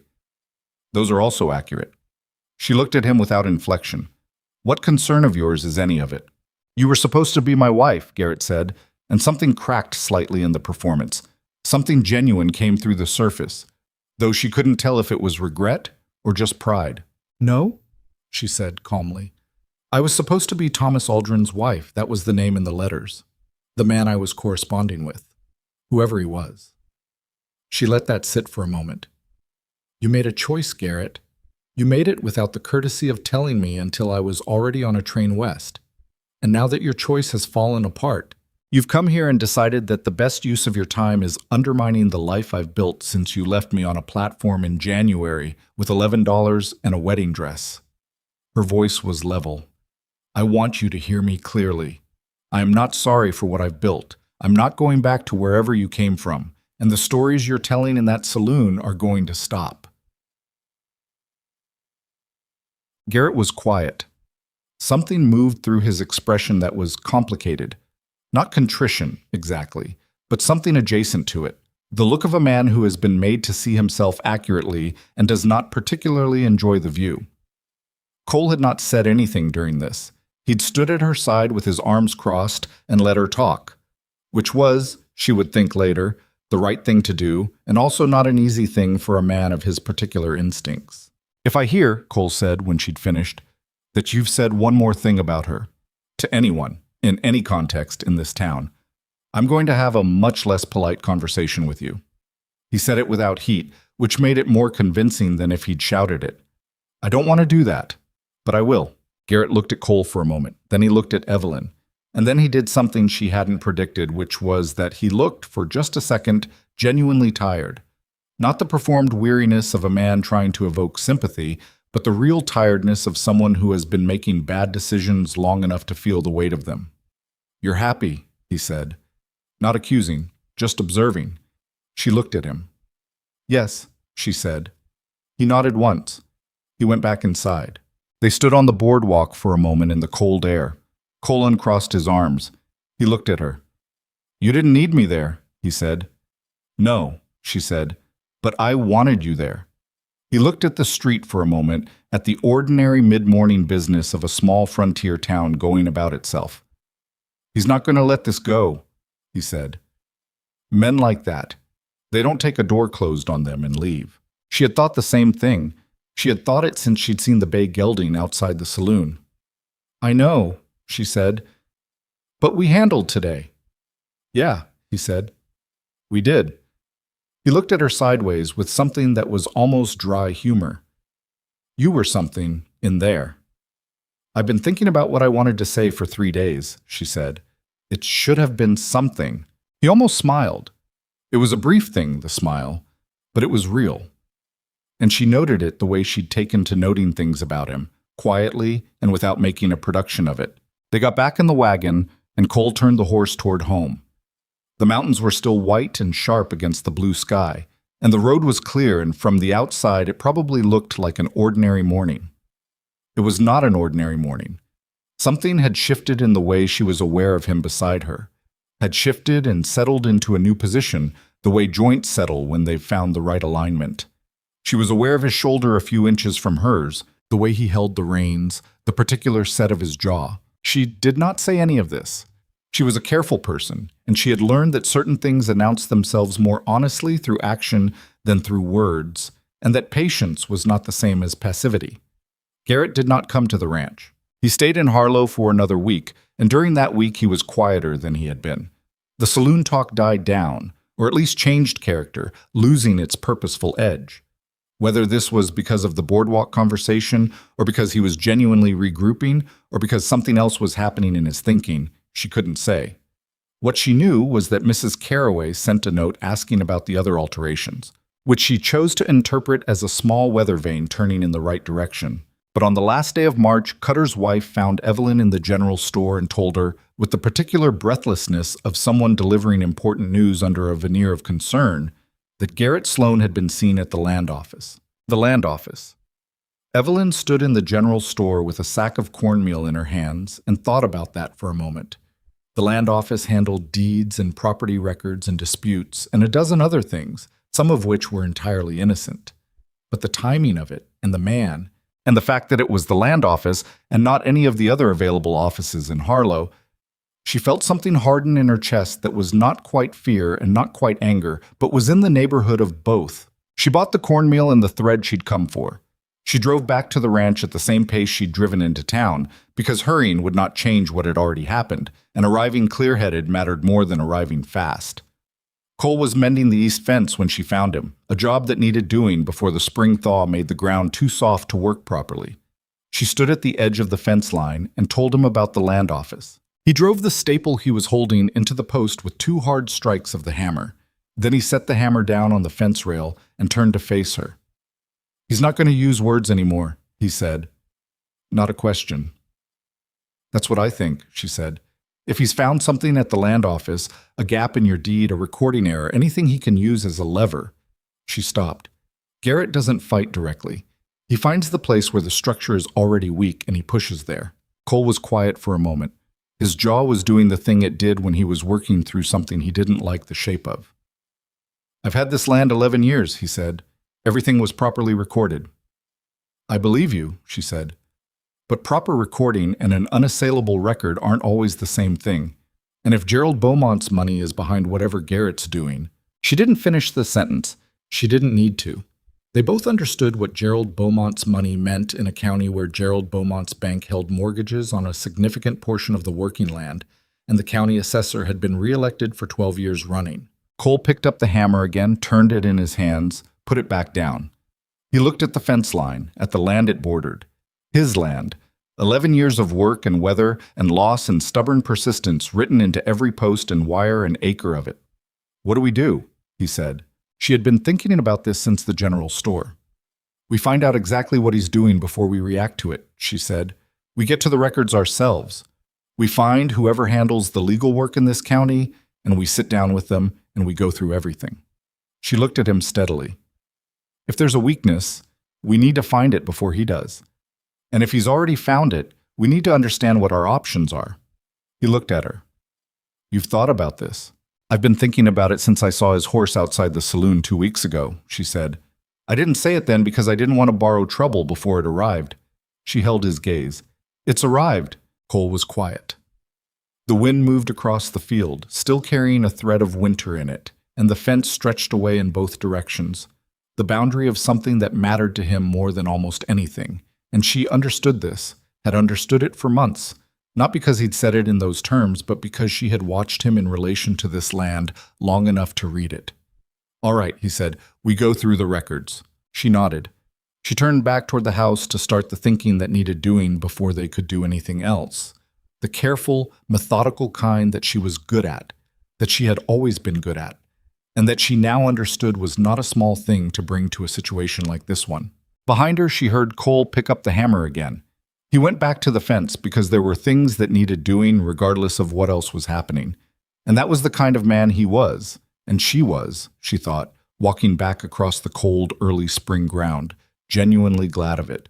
The land office in Harlow was run by a man named Elbert Foss, who had held the position for 9 years and who organized his records with the meticulous devotion of someone who believed that proper documentation was the nearest thing to moral order that a frontier county could achieve.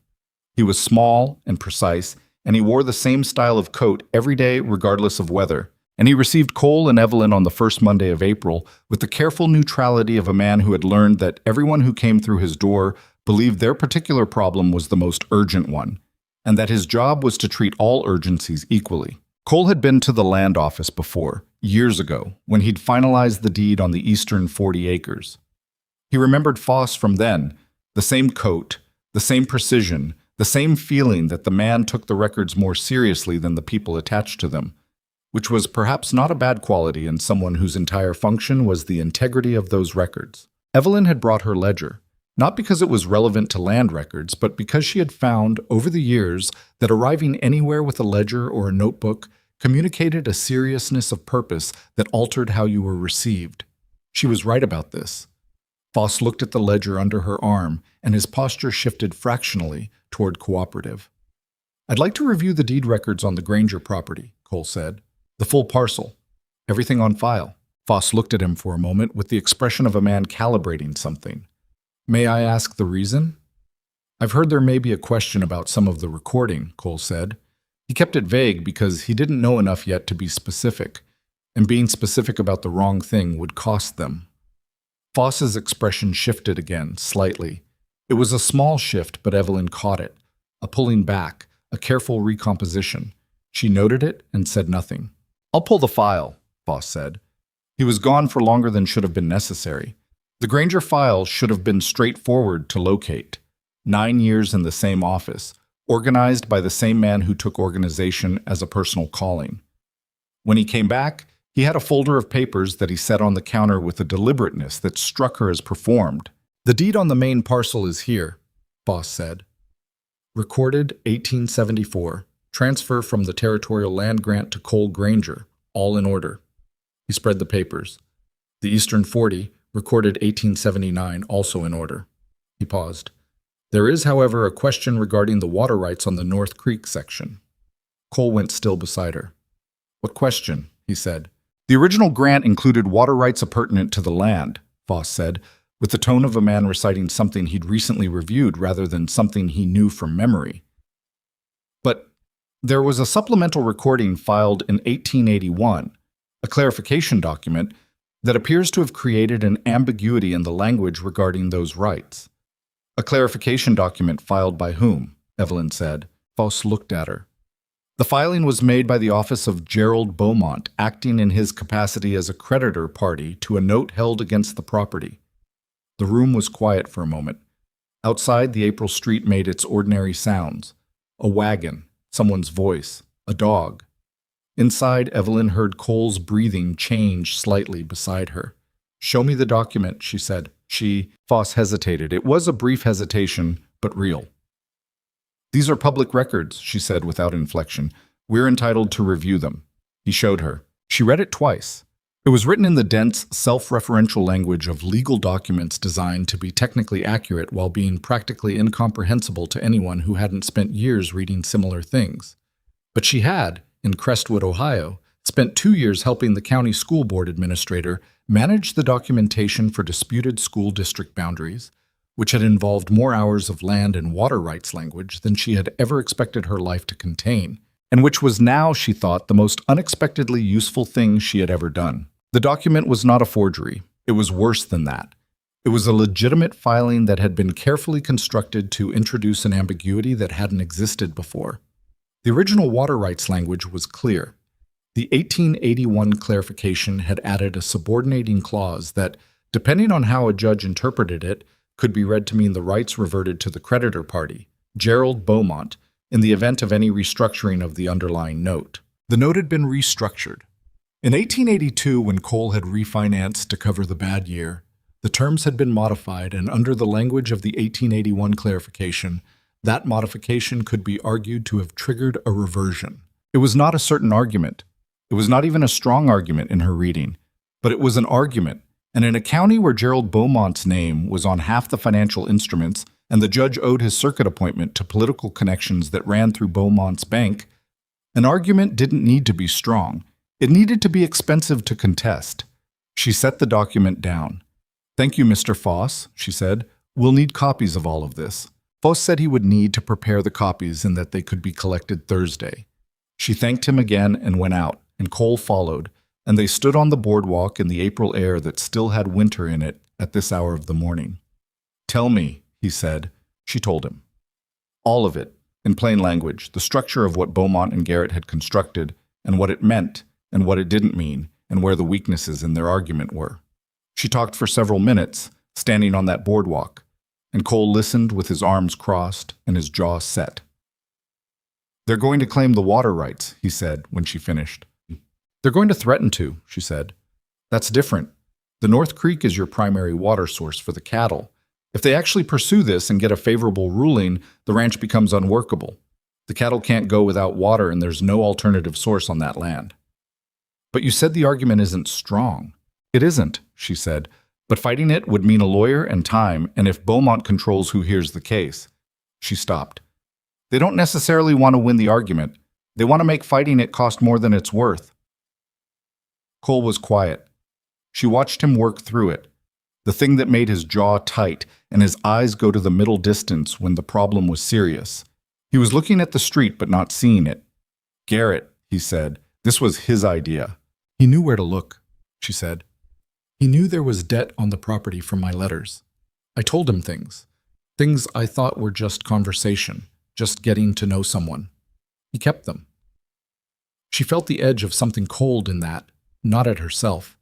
She had stopped blaming herself for having trusted someone she'd had reason to trust, but at the specific calculation of it, the way he had stored information she'd given him in good faith and weaponized it later.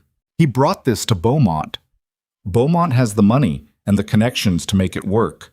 Garrett gets, I don't know, a share of something, a favor, something that helps him rebuild what he lost when Clara left. Cole turned and looked at her directly. "Is this because of you?" he said. "Is he doing this because you wouldn't go back to him?" She held his gaze. "Partly," she said. "But I think it's also just an opportunity he saw and took. He's practical, in his way." She paused. "That's almost worse." Cole turned back to the street. He stood there for a long moment. Then he said, "I need to think." "I know," she said. "Let's go home." She gave him the space to think on the drive back. 6 miles of silence that she did not try to fill, because she understood the silence was working and interrupting it would not help. She watched the land go by, the greening edge of April starting in low places where the snow melt had come first, and she thought her own things. What she thought about, primarily, was not Garrett or Beaumont or water rights. She thought about the ranch, about what 11 years of a man's life looked like when it was pressed into fence posts and cattle and an acre count and a deed on file at a land office. She thought about Maisie asleep in her bed on a February night with a fever, and Eleanor with her new calico dress, and the kitchen organized in a way that made sense now, and the bread she'd been making wrong for 2 weeks, because the oven ran hot on the left, and she kept forgetting to account for it. She thought about a Saturday morning in Mrs. Halverson's kitchen when a man had sat across from her and tried to say something that mattered, and had kept starting over until she'd told him to just say it plainly. She thought, "I'm not going to let someone take this." The thought was clear and simple and somewhat surprised her with its force. Not just because of Cole, though it was partly because of Cole. Because of Maisie. Because of what she had built here with her own hands over 3 months. The same way she'd built a wedding dress over 3 months back in Ohio. With care and patience and the specific attention of someone who is making something real rather than something quick. She was not willing to have it dismantled by a man who stored her words like ammunition and a banker who used debt as a lever. She was going to need to be very smart about this. The lawyer in Harlow was a man named Garrett Duvain, which was unfortunate given the circumstances, but his first name was his first name and couldn't be helped. Duvain was 53, had practiced in 3 different territories, and had the particular quality of a man who had stopped being impressed by other people's confidence a long time ago and now evaluated arguments on their actual merits. He was also, critically, one of 2 lawyers in the county who did not have professional obligations to Gerald Beaumont's bank. Evelyn found this out through Mrs. Halverson, who knew everything relevant about every person in Harlow and shared information with the selectivity of someone who understood its value. Mrs. Halverson had opinions about Beaumont, carefully maintained opinions, because she was not a foolish woman, but real ones. And she shared enough of them to confirm that Duvain was the right person and that he would see them if Evelyn mentioned she was coming on Mrs. Halverson's recommendation. They went to see him the following Wednesday with the copies Foss had prepared and Evelyn's notes from her reading of the documents, which she had organized the night before at the kitchen table while Cole sat across from her and handed her coffee and did not ask her to explain what she was writing until she was ready to explain it. Duvain read everything. He read slowly, which she took as a good sign. Lawyers who read fast were either very good or very confident, and she had learned to prefer careful overconfident. He asked 3 questions in the middle of reading and then 2 more at the end, and his questions were the right ones, which told her he understood what he was looking at. "The 1881 filing," he said, setting the papers down. "Who prepared this?" "A firm out of Helena," Evelyn said. "I recognize the format. It's the same as 2 other documents I've seen from that firm. They do Beaumont's regional legal work." Duvain looked at her with a slight recalibration of his attention. "You've seen documents from that firm before." "I've seen their style," she said. "School district land work back in Ohio. The subordinating clause construction is the same." She looked at him. "The question is whether the 1881 filing was made with proper notice to the deed holder." Duvain looked at Cole. "Did you receive notice of this filing in 1881? "No," Cole said. "Do you have any documentation from that period that would establish you weren't informed?" "I have every letter and document I received in 1881 in a box under my bed," Cole said. "I saved things." Duvain sat back. Something shifted in his expression that was not quite a smile but was in the territory of satisfaction. The look of a person who has found the hinge they were looking for. "If the 1881 filing was made without proper notice to you as deed holder," he said, "the document has a procedural defect that undermines the entire subsequent argument." He paused. "The burden of proving notice was provided would fall to them." And if Beaumont's people can't prove it, Evelyn said, then the 1881 document is effectively unenforceable, Duvain said. The water rights revert to the original deed language. He looked at both of them. This is not certain. They'll argue, and Beaumont has resources. But the procedural notice requirement is not a gray area. It's black letter. If they didn't provide it, they know they're exposed. Cole was quiet for a moment. Can they prove it if they did provide it? If they have a certified delivery record, Duvain said, which they would need to have filed with the document. If it wasn't filed at the time, he stopped, looked at Evelyn. You read the copy from Foss. There was no delivery certification in the file, she said. The room was quiet. Outside, Harlow went about its business. Then we write a letter, Duvain said, requesting that they produce proof of notice within 30 days. If they can produce it, we evaluate our position. If they cannot, he spread his hands. The document collapses on its own procedural failure. It was not over. She knew it was not over. Beaumont had options she hadn't anticipated and resources that could complicate things in ways Duvain was being diplomatic about. But it was a foundation. It was a specific, legal, documentable foundation, and that was something she could work from. She and Cole drove home in the late afternoon. The light was changing toward evening, going gold and long-shadowed the way April light does in the mountain west. The land looked different in that light, softer, more forgiving than it actually was, which was the light's lie, and also sometimes a useful thing to look at. You did that, Cole said, about a mile from the ranch. We did that, she said. I mean the notice question, he said. I wouldn't have known to look for that. You would have found someone who did, she said. Maybe, he said. Eventually. He was quiet for a moment. You've been 2 steps ahead of this whole thing since Foss's office. She looked at the road. I had 2 years of land document work in Ohio that seemed at the time like the least interesting thing I'd ever done. She paused. Turns out there's a reason you don't know which things are going to matter. Cole made a sound that was the abbreviated version of a laugh. She glanced at him. What? She said. Nothing, he said. Just... He looked at the road. You're something, Evelyn Mercer. You said that before, she said, on the boardwalk. It keeps being true, he said.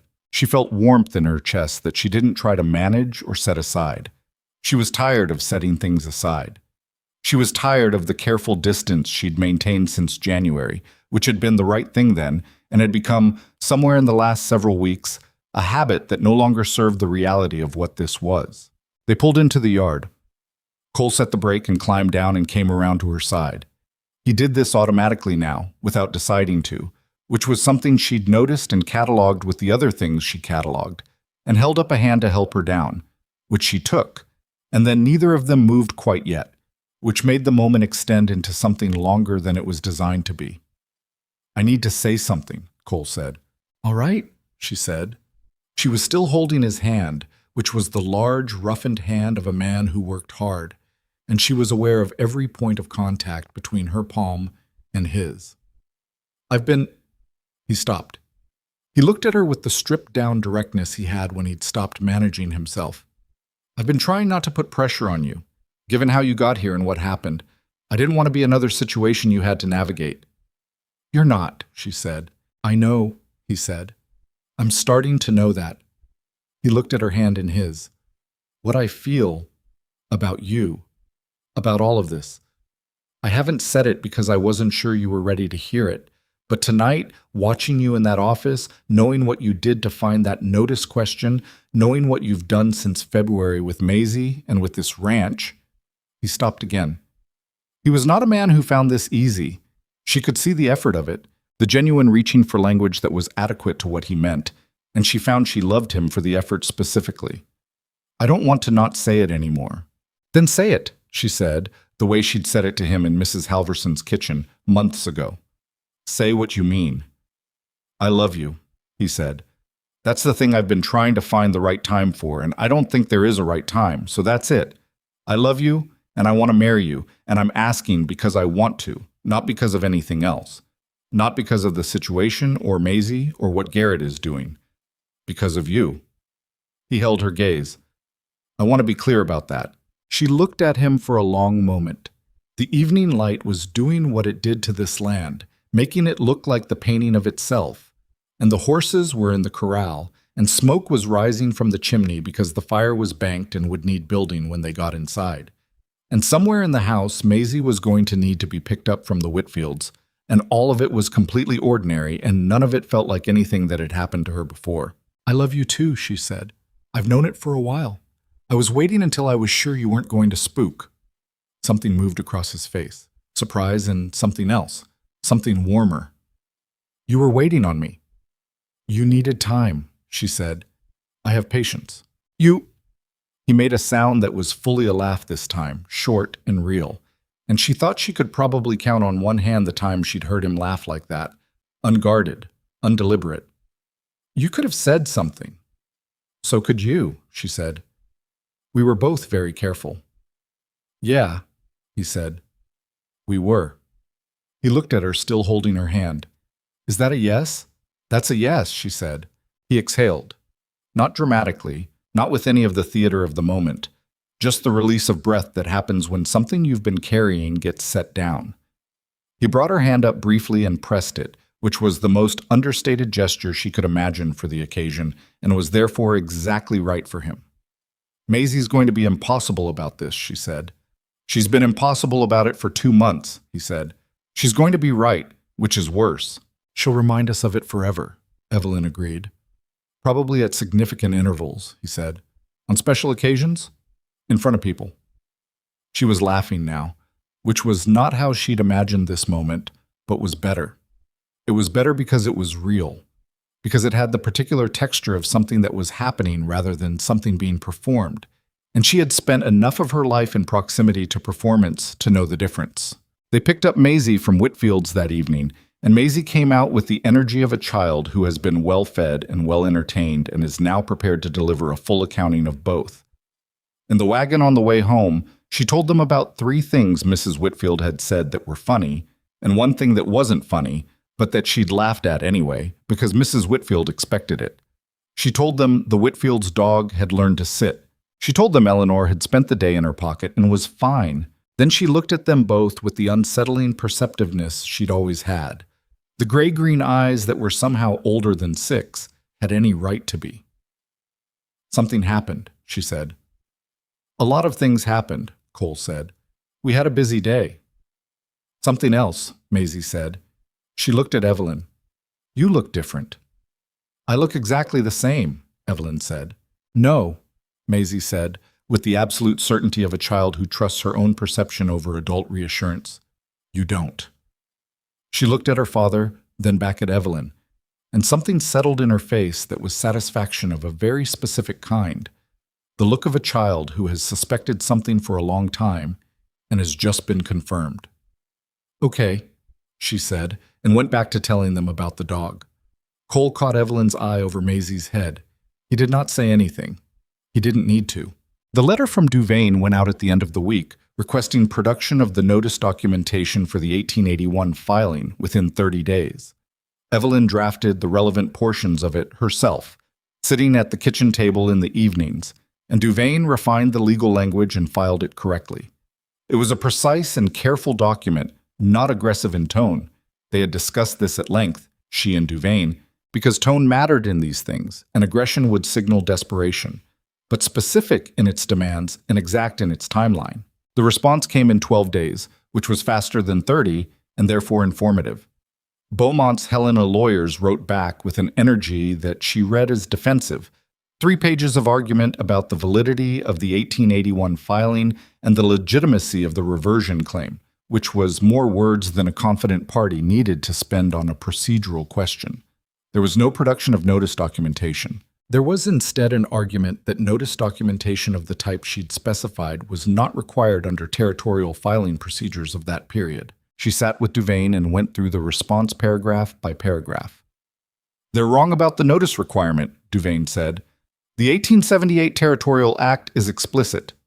"I know," she said, "but they're going to argue interpretation." "They can argue interpretation all they like," Duvain said. "What they can't do is produce documentation that doesn't exist." He looked at her. "This response tells us they don't have it." She had thought the same thing. 3 pages of legal argument where one certified delivery record would have been sufficient. The argument was the proof of its own weakness. What it meant practically was that this was going to go before someone who could rule on it, and that the shape of that process mattered enormously. Beaumont's connections in the county were real, but a procedural notice requirement under a territorial act was the kind of thing that generated appeals, and appeals went to judges who were not in this county, and Beaumont's reach was long but not unlimited. She explained this to Cole that evening as she had explained everything, clearly at the kitchen table, with the full picture rather than a managed version of it. He listened as he always did, all the way through without interrupting. "So we're not done," he said. "We're not done," she said, "but we're in a better position than they expected us to be. They expected this to be easy. They expected you to either not look carefully enough to find the procedural problem or to not have the resources to challenge it once you did." She looked at him. "They didn't account for the situation as it is." He looked at her across the table with an expression that was dry and warm simultaneously. "The situation as it is," he repeated. "You," she said, "and me." She said it plainly, without drama, the way she said most important things. He reached across the table and put his hand over hers briefly. The same gesture as in the yard, understated and entirely sufficient. "Yeah," he said, "the situation as it is." Outside, April was doing what it does at the edge of the Rockies, making promises about warmth and then withdrawing them, coming back the next day to try again. The frost was still finding the fence posts in the early mornings, but it was losing ground. The creek behind the cottonwoods ran loud and fast with snowmelt. Duke had come right from his stone brews and was back in rotation, plodding contentedly through his days, indifferent to the opinions of the younger horse. Maisie had told Mrs. Whitfield that Evelyn was going to be her mother, which she had apparently announced with zero preamble in the middle of a conversation about the dog. Mrs. Whitfield had passed this along to Evelyn with the warmth of a woman who had been hoping for exactly this outcome, and Evelyn had received it in the same spirit, and then had gone to the barn to stand with Duke for a few minutes and collect herself, which she did sometimes when things got large. She stood there in the barn, her hand on Duke's neck, and she thought about the woman who had stood on the platform at Harlow Station in January in a wedding dress she'd made herself, with $11 and an 11-word telegram and no clear idea of what came next. She did not think about that woman with pity. She had never pitied her, even in the worst of it. She thought about her with something more like recognition. That woman had known one thing clearly, standing on that frozen platform, that she would not make choices out of fear. She had made herself that promise, and she had kept it. And this, Cole and Maisie, and the kitchen, and the bread, and the ledger, and the notice clause, and an 1881 land filing that no one had expected her to find, this was what keeping promises looked like. Not perfect. Never perfect. There was still Beaumont and Garrett and the legal fight ahead, and the oven still ran hot on the left side, and Cole would sometimes still close the door on himself when something went wrong out in the fields, and she would have to wait for him to open it again. These things were real, and they were not going to stop being real. But she was not afraid. And that, after everything, was not a small thing. Duvain filed the formal challenge on a Thursday in late April, and by Friday morning half of Harlow knew about it. This was the nature of small towns. Not gossip exactly, or not only gossip, but the organic circulation of information through a community where everyone's situation was connected to everyone else's by proximity and shared economy, and the simple fact that winters were long and people talked. The challenge was a matter of public record, which meant Foss had it in his office, which meant the men who came through the land office in the normal course of their business saw it, and the men who saw it had wives and neighbors, and a diner where people ate lunch. What circulated was this. Cole Granger was challenging a land filing made by Gerald Beaumont's office on the grounds of procedural defect, and the woman living at his ranch, the one who had arrived in January on the mail order arrangement that had gone badly, had found the defect. The town's reaction to this was not uniform, which was the honest truth about communities that people who've never lived in one tend to forget. Communities are not one thing. They are a collection of individual people who happen to share geography, and those people have different histories and different fears and different notions of fairness. And when something significant happens, they do not respond as a single organism. They respond as themselves, each one separately, And the aggregate of those individual responses is what gets remembered as the town's position. There were people in Harlow who had been doing business with Beaumont's bank for years, and who were not glad about the challenge because they were not glad about anything that might make Beaumont difficult. There were people who had been uneasy about Beaumont for years, and who watched the challenge with the quiet attention of those waiting to see whether it was possible to stand up to the man and survive it. There were people who had not thought much about any of it until Garrett Sloane's saloon talk had made them think less of Evelyn, and who were now in the uncomfortable position of having formed an opinion that they were no longer sure was their own. And there were people, more than Evelyn would have predicted in January, who simply thought that what was happening was wrong and said so. Mrs. Halverson was one. She had been saying so in her precise, undramatic way since the saloon talk began, telling people who raised the subject in her presence that she had known Evelyn Mercer for 3 months, and that what she knew was a capable, honest woman who had been treated badly by a man who should have known better, and who had conducted herself with more dignity in bad circumstances than most people managed in good ones. She did not say this loudly or dramatically. She said it the way she said most things, as a statement of fact. And people who knew Mrs. Halverson knew that her facts were reliable. Whitfield, the neighbor Cole had described as fine but loud, turned out to be fine and loud in the specific way that is occasionally very useful. He told people at the feed merchants, at the saloon, at the general store, that Cole Granger was the straightest man he'd known in 20 years of neighboring, and that anyone who'd listened to Garrett Sloane's stories over Cole Granger's record deserved whatever opinion they ended up with. He said this at a volume that did not technically require the listener to be within arm's reach. Evelyn heard about these things secondhand through the network of information that Mrs. Halverson curated with the selectivity of a woman who understood what was useful to know and what would only make you tired.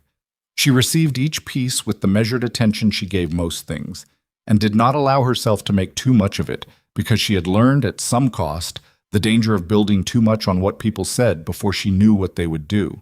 What people did was more complicated. It always is. Garrett Sloane left Harlow the second week of May. He left without announcement, which was its own kind of statement. The bay gelding gone from wherever he'd been stabling it, his room at Mrs. Halverson's vacated with the rent paid, no conversation with anyone about where he was going. He was simply there, and then he was not. The way certain problems resolve themselves when the cost of maintaining them becomes greater than the person bearing the cost is willing to pay. Evelyn heard about his departure from Mrs. Halverson, who came out to the ranch specifically to tell her, which she appreciated. She stood on the porch in the May morning and received the news and felt, not relief, exactly, something quieter. The closing of a chapter is not always dramatic. Sometimes it is simply an absence where something difficult used to be, and you notice the absence the way you notice when a sound you'd stopped hearing stops. "He's gone then," she said. "Early Tuesday," Mrs. Halverson said. "Heading toward Billings, from what I heard." She nodded. She thanked Mrs. Halverson for coming out and offered coffee, which was accepted, and they sat in the kitchen while Maisie explained to Mrs. Halverson the current situation of Eleanor's wardrobe with the thoroughness of a curator presenting a collection. After Mrs. Halverson left, Evelyn went to find Cole in the barn. He was rubbing down Duke after the morning's work, the long, methodical strokes of someone who has done this enough times that the motion is almost meditative. "He's gone," she said, from the doorway. Cole's hand slowed, then continued. "Billings?" That's what Mrs. Halverson heard. He was quiet for a moment. "And Beaumont?" "Beaumont is still here," she said. "The legal matter is still here. Garrett leaving doesn't change that." She leaned against the doorframe. "But it changes what it's about. Without Garrett pushing it, Beaumont has less incentive. He had nothing personal against you before this. It was purely opportunistic. And pure opportunity is cheaper to give up than personal," Cole said. "That's what I think," she said. He finished with Duke and set down the brush and turned. "You think Beaumont will drop it?" "I think Beaumont is going to have Duvain's letter looked at very carefully by someone who knows the 1878 Territorial Act," she said, "and that someone is going to tell him he has a procedural problem with no documentation to cure it, and that pressing the claim means an appeal that goes outside this county. And I think Gerald Beaumont is a man who has built everything he has by choosing fights he's confident he can win." Cole looked at her across the barn. "So we wait." "We wait," she said, "and we prepare as if we're going to court, because we might be. and I'd rather be ready for a fight that doesn't come than unprepared for one that does. He crossed the barn and stopped in front of her, close enough that she had to tilt her head slightly to look at him, which was something she still wasn't entirely accustomed to, the simple physical fact of him. He put his hand on the side of her face, which he had started doing in the weeks since the yard. The brief, specific gestures of a man who was not demonstrative by nature and therefore made each demonstration count. "You're already prepared," he said. "We're already prepared," she said. "There's a difference." He kissed her, which also still had the quality of something she hadn't entirely accounted for. The particular version of it that belongs to people who waited too long and know it and are making up for lost time without making a production of that either. Maisie walked into the barn approximately 30 seconds later because Maisie had a gift for timing that the family had already accepted as a permanent feature of their lives. She observed the situation with 6-year-old equanimity. "I knew it," she said, and went to say good morning to Duke. The letter from Beaumont's lawyers came in the 3rd week of May. It was 2 paragraphs. The first paragraph said that, upon further review of the 1881 filing, certain procedural questions had been identified that warranted additional consideration. The second paragraph said that, in the interest of avoiding prolonged legal proceedings, the firm was prepared to recommend to its client that the water rights claim be withdrawn, pending a satisfactory resolution of the underlying note terms. Duvain read it and called it a retreat dressed as a concession. Evelyn read it and called it exactly what it was: a man with more to lose than gain deciding the math had changed. They were both right, which was often how things were. The note renegotiation took 3 more weeks. Duvain managed it, with Evelyn's notes from her reading of the original terms as the working document, and Cole sat across from Beaumont's representative in Duvain's office on 2 separate occasions and said very little, which was his particular gift in those situations. The presence of a man who is not going to be moved, delivered in complete silence. The final terms were not everything they wanted. They were better than what they'd had.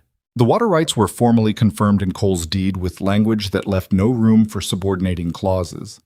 The note rate came down by 1.5 points, which over the life of the remaining debt was a number that mattered. Cole signed the papers in Duvain's office on a Tuesday afternoon in early June, and Duvain shook his hand, and then Cole held the door for Evelyn as they left, and they stood on the boardwalk in the June sun, which was finally, definitively, warm, the way Montana sun gets in June when it has finished arguing with winter and has won.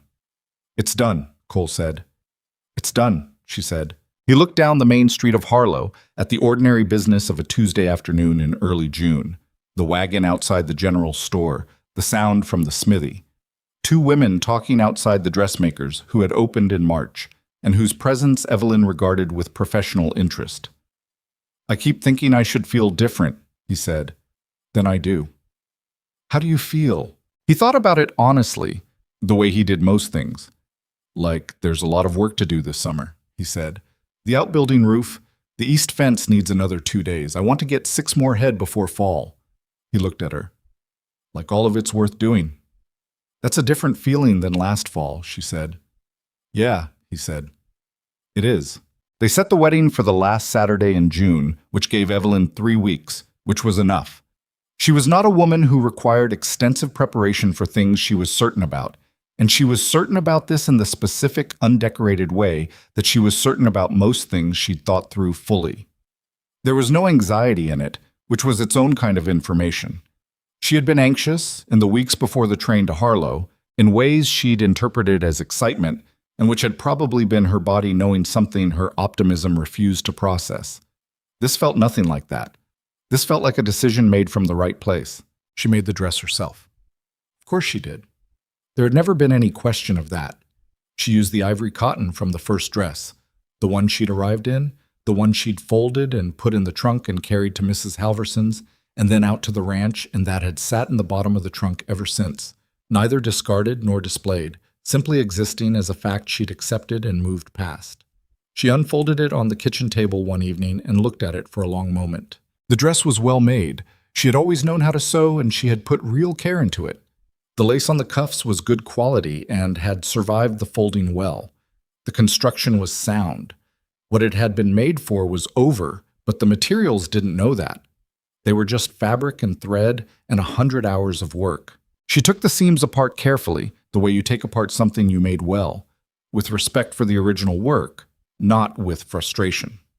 The ivory cotton came apart into its component pieces, and she pressed them flat and let them air for a day, and then she cut new pieces from the salvaged material, a different silhouette than the original, simpler and more suited to a ranch wedding in late June than the formal dress she'd originally designed. She used the lace from the original cuffs as a trim on the collar of the new dress, because it was good lace and because there was something she wanted to keep, some thread of continuity between the woman who had made the first dress in Ohio and the woman making this one in Montana, not as sentiment, but as acknowledgement.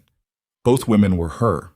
The first dress had been made with hope that was partly real and partly the projection of want onto insufficient evidence. This one was made with something different, the knowledge of what the actual life contained, in its imperfect and unglamorous and genuine entirety, and the specific happiness of someone who has found that the actual life is better than the imagined one. She sewed in the evenings, after Maisie was in bed and the kitchen was quiet.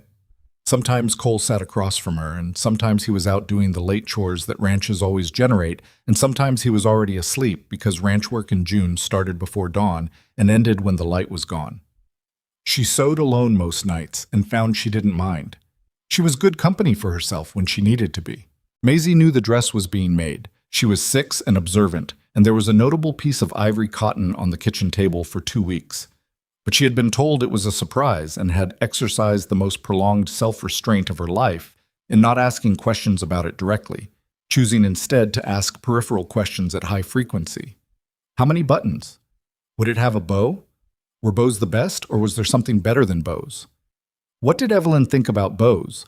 Generally, Evelyn told her she would see it on the day, which Maisie accepted with the suffering patience of a child who has been promised something and must now wait for it. The Saturday arrived the way significant days tend to, preceded by a Friday that was ordinary and followed immediately by a Saturday that wasn't. The morning was clear, the kind of clear that the Rockies produce in late June when everything has decided to cooperate.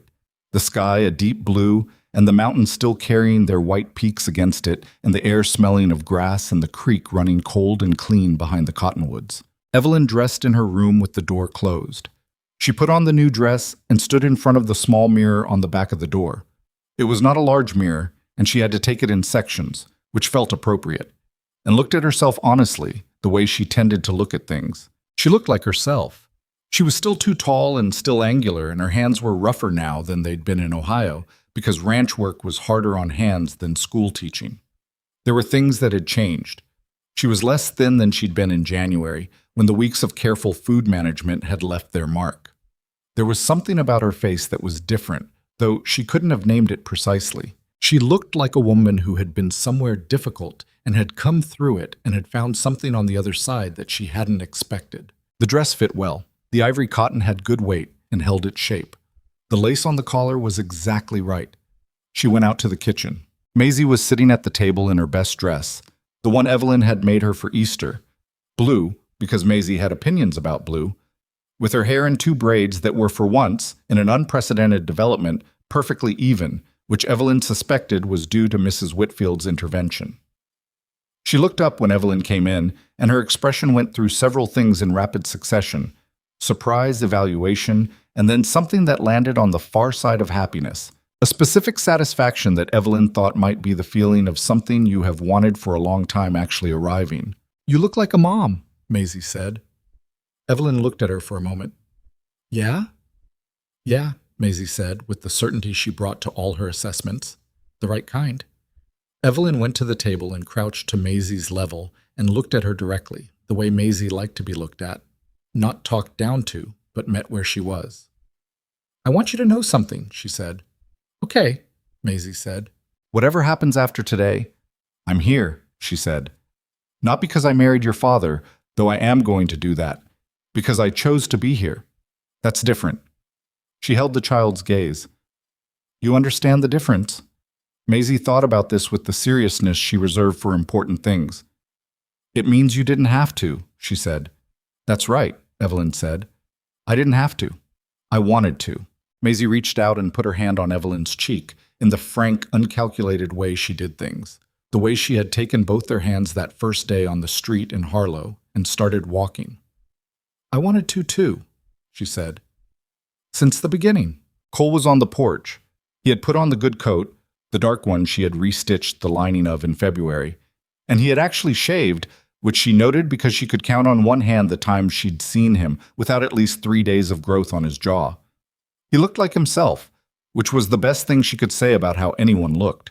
He saw her come through the door, and he went still the way he did when something stopped him, the particular quality of attention that meant he was looking at something important and was taking it in properly before he moved.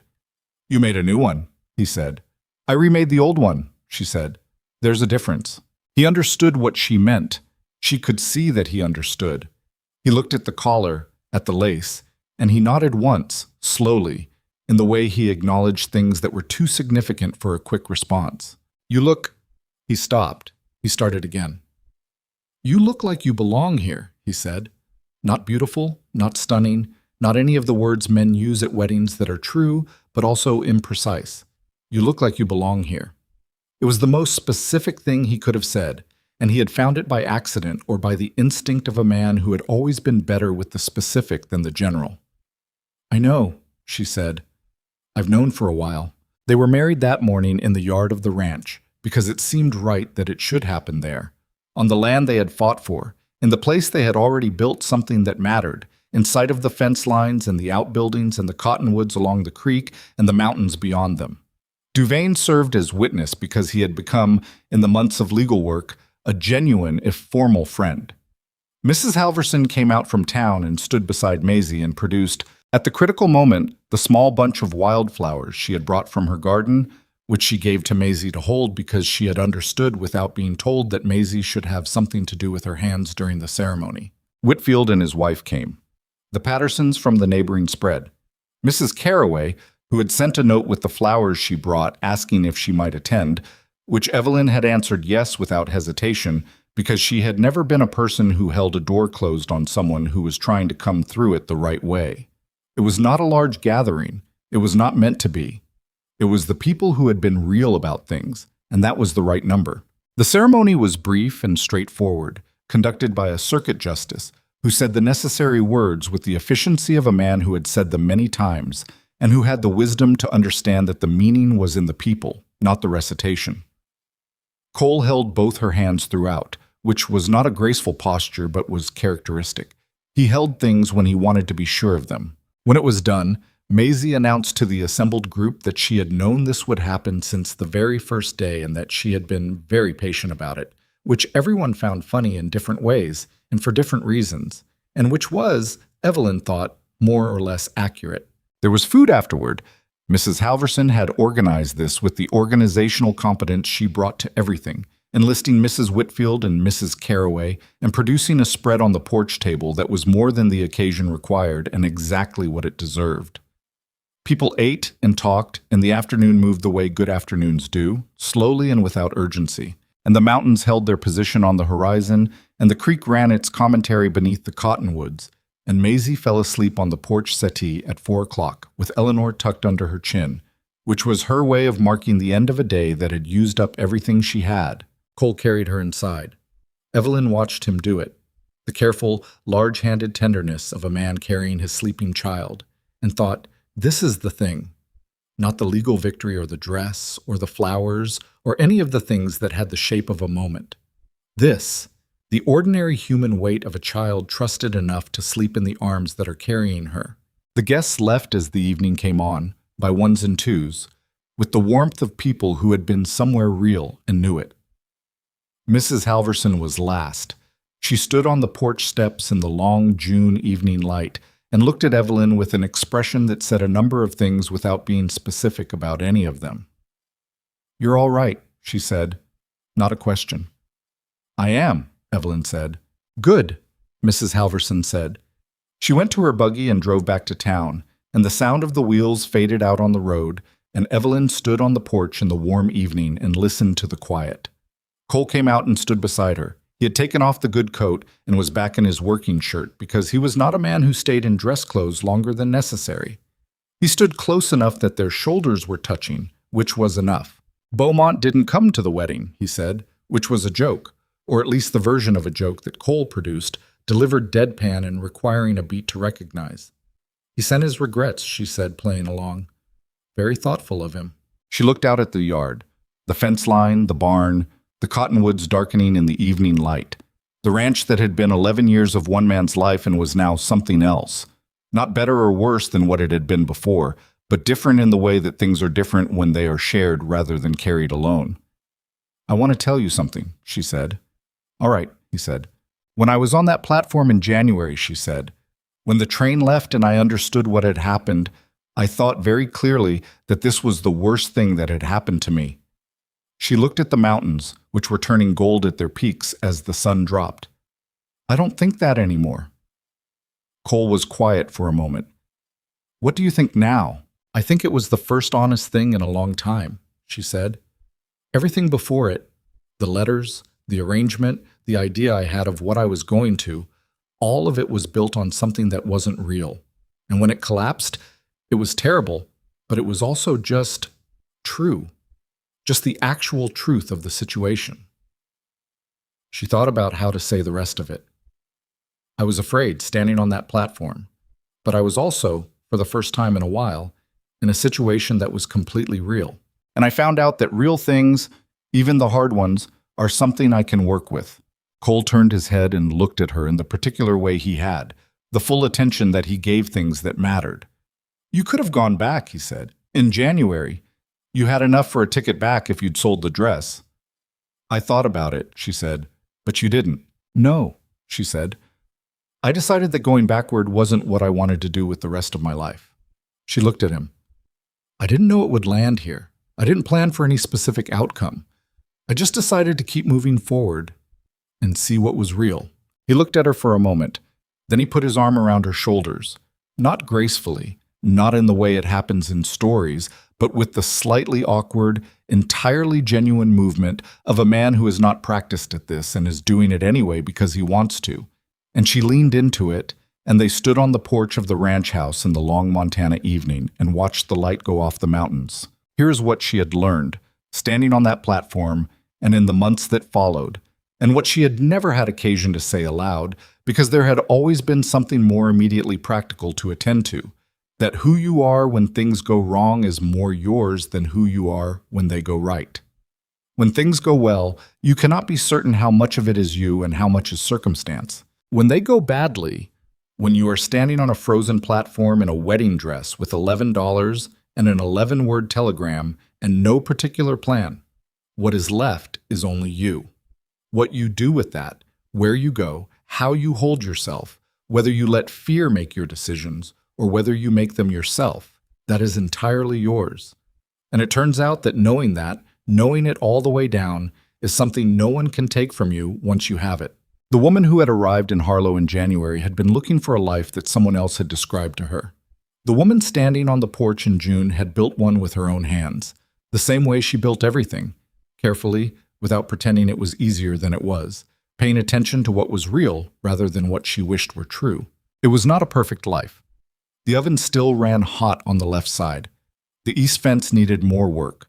Maisie would wake up tomorrow with exactly the same energy she had brought to every other morning, which was considerable and would require management. There were debts still on the land, less than before but real, and Montana winters were not going to improve their character on account of anyone's happiness. But the creek ran clear behind the cottonwoods, and the cattle were sound, and Maisie was asleep inside with Eleanor, and Cole's arm was around her shoulders in the warm June evening, and the mountains were still there in the fading light, indifferent and enormous, and the same as they had always been, not caring in the least what any of them had been through to get here, but there all the same, which was, she thought, enough, more than enough. It was what real things were. Not the dream of them, not the letters describing them, but the actual weight and warmth and difficulty of them, present and imperfect, and entirely, undeniably here. She was here. She had chosen to be. And she would choose it again tomorrow, and the day after that, and that, in the end, was what belonging meant. Not where you were placed by circumstance or luck or someone else's plan, where you chose to stay.